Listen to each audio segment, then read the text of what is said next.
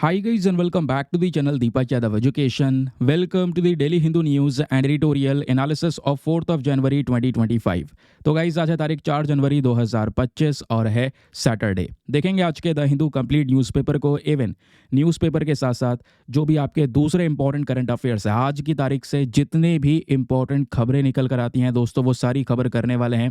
सबसे पहली जो हमारी इंपॉर्टेंट खबर होगी वो तो कवर करेंगे। 15 और भी इंपॉर्टेंट न्यूज़ हैं, एडिटोरियल है, मेंस का क्वेश्चन है और आप लोगों को करंट अफेयर्स डेली बेसिस पे याद करवाने के लिए प्रैक्टिस क्वेश्चंस भी हैं, तो उसको भी यहाँ पे दोस्तों अटेम्प्ट कीजिएगा, जिसमें आपको बहुत मज़ा आने वाला है। और जो भी व्यक्ति पहली बार इस चैनल पर आया है, पहली बार वीडियो में प्रेजेंट है, किसी एग्जामिनेशन की तैयारी कर रहे हैं, तो आप लोग के लिए वीडियो बहुत हेल्पफुल होने वाला है। मेक श्योर करें चैनल को सब्सक्राइब करके रखें और कल जब टाइम पर वीडियो अपलोड होगा तो आपके पास में नोटिफिकेशन आ जाएगा, अगर आप सब्सक्राइब के साथ साथ ऑल नोटिफिकेशन ऑन करके चलते हैं तो।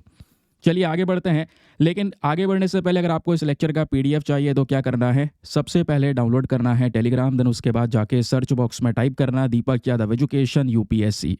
As you can see guys आपको ये वाला चैनल मिल जाएगा, इस पर क्लिक करना और जाकर इस चैनल को ज्वाइन कर लेना। ज्वाइन करने से फ़ायदा क्या होगा, यहाँ पर आपको डेली बेसिस पे लेक्चर का पीडीएफ मिल जाता है, डेली करंट अफेयर के वीडियो का पीडीएफ मिल जाता है और डेली बेसिस पे बहुत सारे डिजिटल नोट्स मिल जाते हैं। नाउ बढ़ते हैं आगे, और आगे बढ़ने से पहले हमेशा की तरह एक मैप का क्वेश्चन भी। तो दोस्तों आज आपको मैप में जाकर देखना है गोमती रिवर को कहाँ पर है एग्जैक्टली लोकेटेड, इसको अच्छे से मैप में देखना, देन उसके बाद आकर नीचे कमेंट सेक्शन में टाइप करना, जिससे कि आप लोग इसको लंबे समय तक याद रख पाएंगे। तो चलिए फिर शुरुआत करते हैं आज के सबसे पहले और थंबनेल वाले इंपॉर्टेंट आर्टिकल के साथ में। तो दोस्तों आज के द हिंदू न्यूज़पेपर में यानी 4 जनवरी के अखबार में फ्रंट पेज पर आपको ये टॉपिक मिल जाएगा, चाहे कोई सा भी एडिशन आप पढ़ रहे हो, ये आर्टिकल आपको देखने को मिलेगा, जहाँ पे मेंशन किया जा रहा है कि चाइना के अंदर में कोरोना जैसा एक और वायरस का आउटब्रेक देखने को मिला है। लेकिन ये जो नया वायरस है इसका नाम है HMPV और इसका फुल फॉर्म है ह्यूमन मेटान्यूमो वायरस। अब ये वायरस होता क्या है, कैसे वर्क करता है, इसमें सिम्टम्स क्या होते हैं, बहुत सारी चीज़ें जानने के लिए है, क्योंकि हम नहीं चाहते कि दोबारा कोविड वाली सिचुएशन आ जाए। कोविड की वजह से ऑलरेडी दुनिया ने बहुत सफ़र किया है, इवन आज तक बहुत सारी जो इकॉनमी है वो लगातार लॉस में देखने को मिलती है, तो उसका मैनेजमेंट हो पाना बहुत मुश्किल है। तो दुनिया उसके लिए तैयार नहीं है कि हाँ एक और वायरस इस तरीके का वापस से दुनिया में आ जाए, तो इसको लेकर थोड़े कंसर्न्स दिखाए गए। हालांकि यहाँ पर चाइना मेंशन करता है कोई ऐसा इसमें दिक्कत वाली बात नहीं है, पहले भी ये बात बोल चुके हैं, लेकिन आपने देखा होगा कितना तेज़ कवरेज हो रहा है इस वायरस के बारे में। जो ये HMPV वायरस लगातार खबरों में कवर हो रहा है, मेजर केसेस नहीं है, ऐसा भी बोला जा रहा है चाइना की साइड से कि कोई ज़्यादा केस निकल कर नहीं आए, लेकिन प्रॉब्लम यहाँ पर यह है कि WHO ने अभी तक कोई भी स्टेटमेंट इशू नहीं किया है अभी तक इस पूरे वायरस वाली सिचुएशन को लेकर। तो जो हमारी यूनियन हेल्थ मिनिस्ट्री है वो भी इस वायरस को अच्छे से मॉनिटर कर रही है कि चाइना में क्या एक्चुअल सिचुएशन चल रही है। मान लो अगर सिचुएशन बिगड़ती है, क्योंकि अभी भी जो रिपोर्ट्स है वो ये बताती हैं 6-7 हज़ार केसेस हैं और कुछ यहाँ पर 100-150 लोगों की जान भी गई है।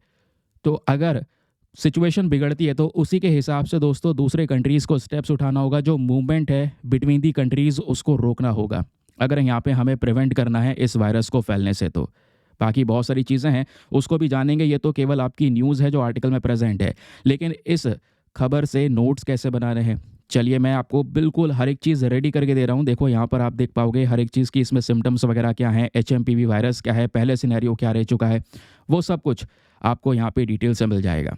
तो हमारी आज की पहली इंपॉर्टेंट खबर रिगार्डिंग HMPV वायरस, एक बार फुल फॉर्म फिर से याद रखना, इसका फुल फॉर्म है human मेटान्यूमो virus.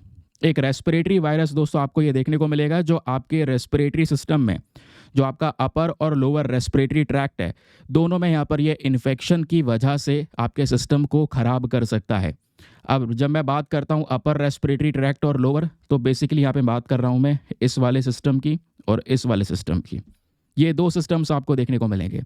Lower respiratory system में स्पेशली हमारा लंग्स हो गया या ब्रोंकी हो गया, है ना, इसके ऊपर में सबसे ज़्यादा इम्पैक्ट पड़ता है। सांस लेने में काफ़ी ज़्यादा तकलीफ होने लगती है एक इंसान को, कभी कभी बॉडी में बहुत सारे रैशेस हो जाते हैं, ऐसे बहुत सारे सिम्टम्स यहाँ पर नज़र आते हैं। तो HMPV के केसेस लगातार इंक्रीज़ हो रहे हैं, जैसे मैंने आप लोगों को यहाँ पर बताया। और ये कैसे फैलता है, स्पेशली जब भी एक क्लोज कॉन्टैक्ट होगा इन्फेक्टेड पर्सन के साथ में, जैसे फॉर एग्जांपल कोविड के साथ में था, भाई किसी इंसान को कोरोना है है ना, उसके कांटेक्ट में अगर आप आते हो, उसको टच कर लेते हैं, या उसने किसी चीज़ को टच किया है, आपने उस एरिया को टच कर लिया है और फिर उसके बाद में अपना हाथ मुंह पे रखा है ना, या फिर आँख पे रखा है, तो इससे जो ये वायरस है आपकी बॉडी में ट्रांसमिट हो जाता है। वही बिल्कुल दोस्तों ट्रांसमिशन का प्रोसेस इस एचएमपीवी में भी है। तो जो एचएमपीवी इन्फेक्शन है, इसको कई बार हम जानते हैं कि भाई इसमें ना जब सिम्टम्स दिखाई पड़ते हैं, तो स्टार्टिंग में थोड़ा बहुत एक इंसान को जुकाम वगैरह होता है और ऐसे ही यहाँ पर सिम्टम्स धीरे धीरे करके बढ़ते चले जाते हैं। लेकिन जब भी यहाँ पर कंडीशंस और ज़्यादा बिगड़ जाती हैं, तो सिम्टम्स भी दोस्तों यहाँ पर इसमें ढेर सारे आपको नजर आएंगे। जैसे कि सबसे पहले सिम्टम में कफ होना शुरू होगा एक इंसान को, फिर उसके बाद में बुखार आना शुरू होगा, देन उसके बाद में नाक बहनी शुरू हो जाएगी, रनी नोज़ जिसको बोला जाता है, सोर थ्रोट होगा, उसके बाद सोने पर एक इंसान की विस्लिंग साउंड यहाँ पर प्रोड्यूस होना शुरू होगी, सांस लेने में काफ़ी तकलीफ होती है जिसको हम लोग डिस्पनिया के नाम से जानते हैं। उसके अलावा थकान होना, या कुछ रेयर केसेस में बॉडी के ऊपर में बहुत सारे रैशेस भी हो जाते हैं। तो ये सब लक्षण हैं इस एचएमपीवी वायरस के, ध्यान में रखिएगा। ये थोड़ा सा इंपॉर्टेंट हो जाता है हमारे एग्जामिनेशन के लिए भी, क्योंकि जब कोविड आया तो उसके बाद आपको पता है हर एक एग्जाम में कोविड को लेकर क्वेश्चंस पूछे गए हैं, चाहे वो यूपीएससी क्यों ना हो, प्रीलिम्स में भी पूछे गए हैं, मेंस में भी पूछे गए हैं। ठीक है, तो एचएमपीवी वायरस जिसकी हम बात कर रहे हैं, इससे और भी बहुत सारे सीरियस रेस्पिरेटरी इश्यूज हो सकते हैं, जैसे कि निमोनिया हो सकता है, ब्रोंकाइटिस होता है, ब्रोंक्युलिटिस होता है। ये होती क्या है सब कुछ बताऊंगा, डोंट वरी। निमोनिया का सबसे ज़्यादा खतरा बना रहता है। फिर ब्रोंकाइटिस और ब्रोंक्युलिटिस की जब हम लोग बात करते हैं दोस्तों, तो इस वाले केस में भी सांस लेने में काफ़ी ज़्यादा तकलीफ हो जाती है, क्योंकि आपकी जो एयरवेज होती हैं लंग्स के अंदर में, है ना, उसमें सूजन आ जाती है, तो वो हवा सही से पास नहीं हो पाती। अभी समझेंगे आगे डिटेल से, मैंने इन सब चीज़ों का जो कह सकते हैं पिक्चर्स वगैरह हैं वो भी लगा रखा है, जिससे पिक्टोरियल बेसिस पे आप लंबे समय तक याद रख पाएंगे। तो एचएमपीवी का वायरस का पूरा जो ओवरव्यू है वो आपने समझ लिया। नाउ अब हम समझते हैं कि ये वायरस स्प्रेड कैसे होता है, इसका ट्रांसमिशन कैसे होता है। देखिए, ये जो वायरस है ना, ये प्राइमरीली आपके रेस्पिरेटरी ड्रॉपलेट से ट्रांसमिट होता है। जैसे हमने कोविड वाले केसेस में भी देखा था कि एक इंसान आपको ये देखने को मिलेगा जिसको ये वायरस हुआ है, और अब यहाँ पर अगर वो आपके सामने प्रेजेंट है, वो खांस दे, छींक दे, तो उसके यहाँ पे जो खांसने छींकने की वजह से जो ये इन्फेक्शन है ना, उसके जो ड्रॉपलेट्स निकल कर आए हैं, उस ड्रॉपलेट में वो इन्फेक्शन प्रेजेंट है। और फिर दूसरा व्यक्ति यहाँ पे अगर दोस्तों उस रेस्पिरेटरी ड्रॉपलेट्स के कांटेक्ट में आ जाता है, मान लो ये व्यक्ति है जिसको एचएमपीवी वायरस हुआ है और सामने इसके नॉर्मल व्यक्ति खड़ा है, तो अगर ये खांस और छींक देता है तो इसके रेस्पिरेटरी ड्रॉपलेट्स बाहर निकलेंगे। तो नॉर्मल व्यक्ति क्या करेगा, अगर उसके इस ड्रॉपलेट के कांटेक्ट में आ जाता है तो ये इन्फेक्शन उसको भी हो सकता है। तो कहो कि ये तो बिल्कुल वही कंडीशन कोविड-19 जैसी वाली हो रही है। हाँ, इसी वजह से बोला जा रहा है कि कोरोना की तरह ही ये वायरस है जो लगातार ट्रांसमिट हो रहा है ना। और बाकी यहाँ पे ट्रांसमिशन कैसे हो सकता है, कोविड में आप देख पाते होंगे कि भाई आपने देखा होगा जब कोरोना बहुत अपने पीक पर था 2021 में, 2020 के अंदर में, तो बाहर अगर आप जाते थे तो किसी चीज़ को टच नहीं करते थे, है ना, कि भाई यहाँ पे जो कहीं हॉस्पिटल में गए तो ये मत छुओ, हैंड रेलिंग मत छुओ, है ना, दरवाजे मत छुओ। तो इस तरीके की चीज़ें चल रही थी। क्यों? क्योंकि एक व्यक्ति जो इन्फेक्टेड है, अगर वो जिस जिस एरिया को छुएगा वो उस इन्फेक्शन को उस पर्टिकुलर चीज़ में ट्रांसमिट करेगा, और फिर दूसरा व्यक्ति जो है अगर यहाँ पे उस चीज़ को छू लेता है, ठीक है, तो मान लो यहाँ पे चाहे वो दरवाज़ा हो गया, हैंड रेल हो गया, उसको टच कर लेता है तो ये इन्फेक्शन उसके बॉडी में जा सकता है। टच करने के बाद में मान लो उसने हाथ वो अपने आँख पे लगा लिया, है ना, मुंह पे लगा लिया, नाक पे लगा लिया, तो वो इन्फेक्शन उसके बॉडी में ट्रांसमिट हो जाएगा, जिससे ये इन्फेक्शन उसको भी हो जाएगा। ठीक है, फिर बात आती है इंक्यूबेशन पीरियड की, यानी कि कितने समय पर सिम्टम्स नज़र आते हैं। कि मान लो किसी को एचएमपीवी इन्फेक्शन हो जाता है तो 3 से 6 दिन के अंदर में लक्षण भी दिखाई देने शुरू हो जाते हैं। बाकी इसका जो ड्यूरेशन है, यानी कि लक्षण दिखाई देने का समय है, ये वेरी करता है। ठीक है, कभी ज़्यादा भी हो जाता है और कभी यहाँ पर जल्दी लक्षण भी दिखाई दे जाते हैं। चलिए आगे आते हैं। फिर उसके बाद में दोस्तों बोला यह जाता है कि जैसे अभी सर्दियों का समय चल रहा है, तो ये वायरस ज़्यादा फ्रीक्वेंट तरीके से सर्दियों में फैल सकता है, क्योंकि यहाँ पे ऑलरेडी आपको पता होगा जैसे जैसे सीज़न बदलता है, अब सर्दियाँ बहुत ज़्यादा हो रही हैं, तो यहाँ पे लोगों को बीमारियाँ बहुत ज़्यादा होती हैं, फ्लू वगैरह ज़्यादा चलता है, दूसरे रेस्पिरेटरी इन्फेक्शन ज़्यादा चलते हैं। तो यहाँ पर जो एचएमपीवी है, इन्हीं फ्लू वगैरह के थ्रू और ज़्यादा एक्सपैंड हो जाता है। तो चाइना में भी वही पर्टिकुलर सीज़न और वही पर्टिकुलर केसेस नज़र आ रहे हैं। बट रिपोर्ट का कहना यहाँ पर यह है कि देखिए, इन्फेक्शन को लेकर जो ये रिपोर्ट्स आ रही हैं उसमें कहना है कि भाई ज़्यादा चिंताजनक बात नहीं है। चाइना इन सिचुएशन को, जो भी चाइना में प्रेजेंट है, वो उसको कंट्रोल कर लेगा। तो प्रॉब्लम वाली बात यहाँ पर कोई नज़र आएगी नहीं। हालांकि यहाँ पर जो हाल ही में जो रिपोर्ट आई है चाइना की साइड से, या सोशल मीडिया प्लेटफॉर्म पर ढेरों वीडियोस आप लोगों ने यहाँ पर देखे होंगे इस वायरस को लेकर, वो थोड़े से कंसर्निंग है। दुनिया भर के काफ़ी सारे देश ऑलरेडी यहाँ पर कह सकते हैं इसके बारे में स्टेटमेंट दे रहे हैं। थोड़ा सा डर तो लगेगा क्योंकि एक बार ये सिनेरियो हम फेस कर चुके हैं। फिर उसके बाद जो हेल्थ ऑफिशियल्स हैं दोस्तों दुनिया भर के, उन सब ने यहाँ पर अपनी चिंता व्यक्त की है, लेकिन अभी वर्ल्ड हेल्थ ऑर्गेनाइजेशन का कोई स्टेटमेंट नहीं आया है। अब देखो, चिंता व्यक्त करना जाहिर है क्योंकि यहाँ पर ऐसी सिचुएशन प्रॉब्लमेटिक हो सकती है, केवल एक देश के लिए नहीं, पूरे दुनिया के लिए, क्योंकि ऑलरेडी दुनिया बहुत सारी प्रॉब्लम से फेस कर रही है, चाहे वह जियोपॉलिटिकल टेंशन्स हो या दूसरा इकोनॉमिक क्राइसिस हो। लेकिन अभी सिचुएशन ये भी है कि इसको लेकर कोई वेरीफाइड क्लेम नहीं है कि हाँ चाइना में बहुत बड़े लेवल पर ये वायरस फैल रहा है। ठीक है, कि मतलब आने वाले समय पर एक नया एपिडेमिक या नया पेंडेमिक क्रिएट हो सकता है, ऐसा कुछ भी यहाँ पर चीज़ अभी निकल कर नहीं आई है। तो चाहे वो WHO हो या फिर जो चाइना की हेल्थ अथॉरिटीज़ हो, इन्होंने कोई स्पेसिफिक वार्निंग भी जारी नहीं की है। ठीक है, ना ही यहाँ पर इसको कोई ग्लोबल हेल्थ क्राइसिस डिक्लेयर किया है, क्योंकि कोई ऐसे इंपॉर्टेंट तथ्य या इंपॉर्टेंट ऐसे सोर्सेज हमारे पास में प्रेजेंट नहीं है कि भाई ये वायरस आगे जाके पेंडेमिक बन जाएगा, एक महामारी बन जाएगा लाइक कोविड। इस वजह से इसके ऊपर में ज़्यादा फोकस करंट समय पर नहीं कर रहे हैं। बट अब क्या है, इसी HMPV वायरस की वजह से बहुत सारे हेल्थ रिस्क देखने को मिल सकते हैं आपको, है ना। और क्वेश्चन यहाँ पर यह है, इस वायरस की वजह से सबसे ज़्यादा नुकसान किसको हो सकता है? तो 3 लोग हैं दोस्तों जिनको सबसे ज़्यादा नुकसान हो सकता है। 3 लोग नहीं, 3 प्रकार के लोग। पहला यहाँ पर आप देख पाओगे छोटे बच्चे, स्पेशली वो बच्चे जिनकी उम्र 5 साल से कम है ना, क्योंकि यहाँ पर क्या होगा कि इनमें निमोनिया होने के चांसेस ज़्यादा होते हैं। तो ये इन्फेक्शन अगर होता है तो इससे निमोनिया हो जाएगा, फिर ये कंडीशन धीरे धीरे जानलेवा हो सकती है। फिर दूसरा यहाँ पर एल्डरली इंडिविजुअल्स आपको देखने को मिलेंगे, जो स्पेशली बूढ़े लोग हैं। ऑलरेडी यहाँ पर बुढ़ापे के साथ में जो हेल्थ कंडीशंस हैं वो और ज़्यादा प्रॉब्लमेटिक हो जाती हैं। तो यहाँ पे रिस्क बन जाता है कि हाँ भाई, इसके सिम्टम्स थोड़े अगर भयंकर हो गए तो वो बूढ़ा व्यक्ति फेस नहीं कर पाएगा। फिर तीसरी प्रॉब्लम आती है यहाँ पर इम्यूनो कंप्रोमाइज्ड इंडिविजुअल्स।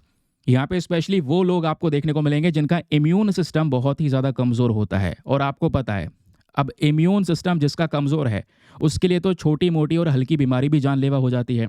ये तो फिर भी HMPV वायरस है, तो इससे सिचुएशन बिगड़ सकती है। तो ध्यान में रखिएगा दोस्तों, यहाँ पर ये 3 टाइप के लोग हैं जिनको सबसे ज़्यादा इम्पैक्ट पड़ेगा इसका। फिर अगर कुछ ऐसे लोग हैं जिनको दूसरे और इन्फेक्शन हुए हैं या दूसरा और वायरस से पीड़ित है, चाहे वो इन्फ्लुएंजा हो, माइकोप्लाज्मा हो, निमोनिया हो, तो उनके लिए भी सिचुएशन और ज़्यादा घातक हो सकती है। फिर उसके बाद में बताया जाता है कि और भी कॉम्प्लिकेशंस क्रिएट हो सकते हैं। फॉर एग्जांपल, जैसे मैं आपको बता रहा था ना, इस वायरस की वजह से 3 चीज़ें जो एक इंसान को बहुत ज़्यादा समस्या में डालेगी। पहली तो निमोनिया, चलो वो तो क्लियर हो गया, ठीक है, यानी निमोनिया में आपके जो लंग्स हैं, जो आपके फेफड़े हैं, उसमें बहुत ज़्यादा इन्फेक्शन हो जाएगा, जिससे यहाँ पर सांस लेने में काफ़ी तकलीफ होगी। लेकिन दूसरी जो प्रॉब्लम है दोस्तों, वो है आपकी ब्रोंक्युलिटिस। अब इसमें क्या होता है, इसमें यहाँ पर अगर आप देखोगे जो आपकी ब्रोंक्यूल्स होती हैं, ब्रोंक्यूल्स के अंदर में जो मतलब छोटी एयरवेज हैं, ठीक है, जिसमें से हवा यहाँ पर पास होती है, जो छोटी एयरवेज है आपके लंग्स के अंदर में, यहाँ पे अगर आप देखोगे ये वाला पोर्शन की हम बात कर रहे हैं, तो इसमें सूजन हो जाती है। अब सूजन होने की वजह से जगह कम हो जाती है, तो सही से यहाँ पर इसमें एयर पास नहीं हो पाती, आप सांस सही से नहीं ले पाते, सांस फूलने लगती है। फिर वही कंडीशन दोस्तों यहाँ पर आपको देखने को मिल जाती है ब्रोंकिटिस में। तो ब्रोंकिटिस में यहाँ पर क्या होता है, जो हमारी कह सकते हैं लॉन्गर एयरवेज होती है। ब्रोंकुलिटिस में यहाँ पे स्मॉलर एयरवेज के ऊपर फोकस किया जाता है, और ब्रोंकिटिस के अंदर में जो हमारी लार्जर एयरवेज है उसके ऊपर में फोकस किया जाता है। अब लार्जर एयरवेज यहाँ पर ये देखने को मिल जाएंगी, ये वाली, ठीक है, ये छोटी छोटी एयरवेज हैं इसके अंदर में, ये आपकी बड़ी लार्जर एयरवेज आपको देखने को मिल जाती हैं। तो इसमें भी इन्फ्लेमेशन हो जाता है या बलगम जम जाता है, तो उसकी वजह से सही से हवा पास नहीं हो पाती, जिसकी वजह से अगर आप देखोगे तो प्रॉब्लम्स क्या होती हैं, सांस लेने में तकलीफ होती है। ठीक है, तो ये कंडीशंस अगर होती हैं किसी इंसान को तो दिक्कत तो पैदा करेगा। तो 3 प्रकार के लोग जिनको प्रॉब्लम होगी वो मैं आपको बता ही चुका हूँ। तो क्वेश्चन ये है, क्या कोई ट्रीटमेंट अवेलेबल नहीं है? तो ट्रीटमेंट वगैरह अगर आप देखोगे तो वैसे तो कोई स्पेसिफिक एंटीवायरल ट्रीटमेंट अवेलेबल इसमें है नहीं, लेकिन अगर ऐसे कोई सिम्टम नज़र आता है, कोविड में भी हम शुरुआत में क्या कर रहे थे कि भाई किसी को बुखार आ रहा था, है ना, खांसी जुकाम हो रहा था, तो उसका जो लक्षण है उसी लक्षण को ख़त्म किया जा रहा था। तो यहाँ पर भी वही है कि लक्षण अगर दिखाई देते हैं तो लक्षण के अगेंस्ट में दवाइयाँ दी जाएंगी कि बुखार को कम कर सकें, कफ को कम कर सकें, है ना, जिससे यहाँ पर लक्षण खत्म हो गए तो बीमारी ऑटोमेटिकली कमज़ोर पड़ जाएगी। ठीक है, तो ये कंडीशन है। बाकी मान लो अगर कोई सीवर केस निकल कर आता है, केस थोड़ा सा ज़्यादा गंभीर हो जाता है, तो उस कंडीशन में यहाँ पर एक इंसान को सांस लेने में तकलीफ आएगी, तो उसको ऑक्सीजन वगैरह की रिक्वायरमेंट होती है, जैसे कोविड के समय पर चल रही थी। ठीक, अब दोस्तों यहाँ पे आते हैं कुछ प्रिवेंटिव मेजर्स। कहने का मतलब है कि अगर ये वायरस किसी को होए ना तो ही ज़्यादा बेहतर है, ये फैले ही ना तो ज़्यादा बेहतर है। तो उसके लिए जो प्रिवेंशन है वो इज़ बेटर देन क्योर, ये आप पढ़ते हैं। अब दोस्तों यहाँ पर प्रिवेंशन कैसे किया जा सकता है, अपने आप को कैसे बचाया जा सकता है। पहले यहाँ पर साफ सफाई मेंटेन करना होगा, जैसे वही कोविड में केस था। रेगुलर बेसिस पे हाथ धोना साबुन से, पानी से, साबुन नहीं है तो सैनिटाइज़र का उपयोग करना, जिससे वायरस अगर आपके आसपास हो तो वो ख़त्म हो जाए। फिर कोई जो इन्फेक्टेड इंडिविजुअल है उसके साथ में क्लोज कांटेक्ट ना करना, ज़्यादा भीड़ वाले रीजन में ना जाना, है ना। फिर उसके अलावा जो आपके कॉमन सर्फेसेस हैं, मान लो हॉस्पिटल वगैरह में जहाँ पे रेगुलर बेसिस पे लोग आ रहे हैं, है ना, आपकी रेलिंग वगैरह है, दरवाजे हैं, दरवाजे के यहाँ पे लॉक्स हैं, टॉय हैं, ऐसी बहुत सारी चीज़ें जो बार बार टच की जाती हैं तो उनको डिसइंफेक्ट करना, है ना, सैनिटाइज़र वगैरह उस पर छिड़कना। फिर उसके अलावा जो कफ है या स्नीज़ है यानी कि खांसी है, उसके अलावा जो छींक रहा है उसको हमेशा यहाँ पर कवर करके रखें, ताकि जो उसके रेस्पिरेटरी ड्रॉपलेट्स हैं, क्योंकि मैंने आपको बताया रेस्पिरेटरी ड्रॉपलेट्स का खेल क्या है, तो रेस्पिरेटरी ड्रॉपलेट्स यहाँ पर ज़्यादा फैले ना, एनवायरनमेंट में ना रिलीज़ हो, समझ रहे हैं। तो ये कुछ प्रिवेंटिव मेजर्स हो सकते हैं जिसको अपनाया जा सकता है। बाकी एट द लास्ट कंक्लूजन यही है कि अभी ऐसा नहीं है कोई पैनिक होने वाली बात है, कोई डरने वाली बात है, क्योंकि अभी कोई ज़्यादा कह सकते हैं कि चाहे वो चाइनीज़ हेल्थ ऑफिशियल्स हो, चाहे वो वर्ल्ड हेल्थ ऑर्गेनाइजेशन है, इन्होंने कोई भी ऐसा इंडिकेशन नहीं दिया है कि कोई नई पेंडेमिक आ रही है या फिर कोई नई इमरजेंसी आ रही है। इसको लगातार मॉनिटर किया जा रहा है। सिचुएशन जैसे जैसे इवॉल्व होगी उसी के हिसाब से दोस्तों कोई पर्टिकुलर स्टेटमेंट दिया जा सकता है। ठीक है, तो ये ध्यान में रखिएगा, बहुत ही ज़्यादा इंपॉर्टेंट टॉपिक होने वाला है। आगे बहुत सारे आर्टिकल्स कवर होंगे, बहुत सारी डिटेल्स मैंने आपको यहाँ पे प्रोवाइड करवा दी है। ऐसे दोस्तों हर एक न्यूज़ आर्टिकल को यहाँ पे हम लोग कवर करते हैं। तो आपके पास में जो ये एक कह सकते हैं इफेक्टिव सा पीडीएफ दिखाई दे रहा है, इस पीडीएफ को आप गेन कर सकते हैं। ये पीडीएफ आपको पेड ग्रुप में प्रोवाइड करवाया जाता है। अब मैं आपको एक इंपॉर्टेंट इन्फॉर्मेशन बता रहा हूँ, प्लीज़ इसको यहाँ पर सुनिएगा। दोस्तों आगे बढ़ने से पहले अगर आप लोग हमारे पेड ग्रुप्स को ज्वाइन करना चाहते हैं तो आपके पास में बढ़िया मौका है इसको ज्वाइन करने के लिए। यहाँ पर आपको डेली बेसिस पे करंट नोट्स के पीडीएफ वगैरह प्रोवाइड करवाए जाते हैं। फॉर एग्जांपल जैसा आप लोगों ने देखा इस वायरस के बारे में पढ़ा हमने, यही पीडीएफ आपको यहाँ पर मिल जाता है। और सबसे बड़ी बात दोस्तों, ये पीडीएफ्स आपको हिंदी और इंग्लिश दोनों भाषाओं में मिलते हैं, तो दोनों मीडियम के एस्पिरेंट्स को डायरेक्टली यहाँ पर हेल्प मिल जाती है। करंट अफेयर्स का मेजॉरिटी ऑफ कंटेंट यहाँ से आपका कवर हो जाता है। फिर आज से मैंने प्रैक्टिस क्वेश्चन भी लगा दिए हैं, तो बहुत सारे क्वेश्चंस भी आपको वहाँ पे सॉल्व करने के लिए मिलेंगे। और इस ग्रुप में जो पीडीएफ है वो डेट वाइज पड़े हैं, किसी भी तारीख का पीडीएफ उठाओ, डाउनलोड करो, पढ़ो, डिलीट करो। आपके पास में अनलिमिटेड ऑप्शंस हैं दोस्तों यहाँ पर इन पीडीएफ्स को अवेल करने का। मतलब कितना भी आप यहाँ पे पढ़ लो, डिलीट कर दो, स्टोरेज का कोई इशू आएगा नहीं। डेट वाइज पढ़ा है तो किसी भी तारीख का पीडीएफ, आप पुराने पीडीएफ भी आपको मिल जाएंगे। ऐसा नहीं है आज आप ज्वाइन करेंगे तो केवल आज से ही कंटेंट मिलना शुरू होगा, आज ज्वाइन भी करते हो तो पुराना कंटेंट भी मिलेगा। और इस ग्रुप को ज्वाइन करने का जो फ़ी पेमेंट है वो बहुत ही ज़्यादा मिनिमम है, जस्ट 499। और ये आपका वन टाइम इन्वेस्टमेंट होने वाला है। जब तक आपका सिलेक्शन ना हो जाए तब तक आप 499 में ग्रुप को ज्वाइन करके रखें। उसके अलावा पीडीएफ्स के जितने बेनिफिट्स उठा सकते हैं उतने बेनिफिट्स उठाइए। और ग्रुप को ज्वाइन करने के लिए करना क्या है, व्हाट्सएप पर जाना, यहाँ पर आपको एक नंबर दिया गया है 8534873368। इस नंबर पर मैसेज कर देना कि हाँ I want to join this group. वहाँ पर आपको रिप्लाई मिलेगा, पेमेंट का प्रोसेस दिया जाएगा और उससे ज़्यादा इंपॉर्टेंट दोस्तों आपको डेमो वीडियो का लिंक भी मिलेगा। आप पूरे डेमो वीडियो को चेक कर सकते हैं, देख सकते हैं कि मुझको कहाँ पर क्या फ़ायदा होगा और अपने आप को कंप्लीटली सेटिस्फाई करने के बाद में जाकर ये इन्वेस्टमेंट कर सकते हैं। ठीक है, बाकी यार मेक श्योर क्या करो, वीडियो पे यार जो लाइक का बटन है उसको प्रेस कर दिया करो। आप लोगों से छोटी सी रिक्वेस्ट है, अगर आप लोग यहाँ पर वीडियो में प्रेजेंट हैं, यहाँ तक पहुँच चुके हैं, तो 5000 लाइक्स का टारगेट है जिसको आप सभी लोग मिलकर अचीव करवा सकते हैं। तो पहला आर्टिकल तो दोस्तों हो गया समाप्त। चलिए फिर कुछ एक दो हमारे पास में शॉर्ट न्यूज़ हैं, छोटी छोटी खबरें हैं जो काम की हैं बहुत ज़्यादा, पहले वो कवर कर लेते हैं, फिर उसके बाद और बाकी आर्टिकल्स कवर करेंगे। सबसे पहले दोस्तों जो हमारी शॉर्ट न्यूज़ है वो है बनाना कल्टीवेशन को लेकर। आपने ऐसे ढेरों न्यूज़ आर्टिकल देखे होंगे, मैं मानता हूँ आपने आर्टिकल देख लिए होंगे, नहीं देखें तो कोई बात नहीं, मैं पढ़ा ही तो रहा हूँ आपको। देखो हुआ क्या, एक्चुअली में एक बॉडी है जिसका नाम है अपीडा। इसका फुल फॉर्म है agricultural and process food product export development authority. जो हमारे एग्रीकल्चर प्रोडक्ट्स होते हैं उसको एक्सपोर्ट करने में, है ना, तो ये हेल्प करने का काम करती है। तो इस बॉडी के अकॉर्डिंग एक डेटा निकल कर आया है। उस डेटा में ये पता चला है कि भारत ने 10 गुना ज़्यादा बनाना एक्सपोर्ट किया है पिछले 10 सालों में। तो इंडिया बहुत सारा बनाना यानी केला एक्सपोर्ट करता है दुनिया भर की कंट्रीज़ में, तो पिछले 10 सालों में 10 गुना ज़्यादा एक्सपोर्ट बढ़ गया। और हमारा मेन पर्पज़ अभी एम क्या है कि आने वाले 5 सालों में कि बनाना को हम इतना एक्सपोर्ट करें कि $1 बिलियन तक हम इससे अर्न कर सकें, है ना, इतना पैसा हम कमा सके केवल और केवल बनाना को एक्सपोर्ट करके, बाहर दूसरे देशों को बेचकर। अभी कॉफ़ी के मामले में कल हमने पढ़ा था, ऑलरेडी हम $1 बिलियन के मार्केट को क्रॉस कर चुके हैं, जो हमारे लिए एक ह्यूज अचीवमेंट है। तो अभी आने वाले समय पर यह बनाना को लेकर भी बड़ा टारगेट सेट किया जा रहा है। नाउ अब एग्जामिनेशन के लिए दोस्तों बनाना को लेकर कुछ इंपॉर्टेंट फैक्ट्स हैं जो कि आपको पता होने चाहिए। सबसे पहला फैक्ट क्या है कि क्लाइमेट। अगर यहाँ पे बनाना को ग्रो करना है तो कैसा क्लाइमेट चाहिए होता है। देखिए ट्रॉपिकल रीजन में है तो टेम्परेट रीजन का जो क्लाइमेट है स्पेशली 15 डिग्री से लेकर 35 डिग्री सेल्सियस, ना ज़्यादा ठंडा रीजन हो ना ज़्यादा ही गर्म हो। तो एक न्यूट्रल रेंज वाला जो टेम्परेचर है वो चाहिए होता है जिसमें नमी यहाँ पे 75 से लेकर 85% के आसपास अगर प्रेजेंट होगी तो वो बेस्ट कंडीशन है कि हम उस कंडीशन में जो केले के पेड़ हैं वो ज़्यादा से ज़्यादा लगा सकते हैं और केले की जो प्रोडक्शन है वो भी अच्छी खासी होगी। फिर बात आती है यहाँ पर सॉइल के बारे में, कौन सी मिट्टी का उपयोग किया जाता है। ये थोड़े रेलिवेंट पॉइंट हो जाते हैं यूपीएससी के जीएस पेपर नंबर 1 ज्योग्राफी के पर्सपेक्टिव से, क्योंकि ऐसे क्वेश्चन कई बार बने। कॉटन के सॉइल के बारे में पूछ लिया था, याद है नहीं है। तो बनाना कौन से सॉइल में ग्रो करता है, जो डीप रिच लोमी सॉइल होती है दोस्तों, जिसमें यहाँ पर पीएच जो है जिसका 6.5 से लेकर 7.5 के आसपास रहेगा। 6.5 और 7.5 जब भी किसी मिट्टी का पीएच आता है तो मतलब उसमें एक न्यूट्रल रेंज है, ना ही वो ज़्यादा मिट्टी एसिडिक है ना ही वो एल्कलाइन है, ध्यान में रखिएगा।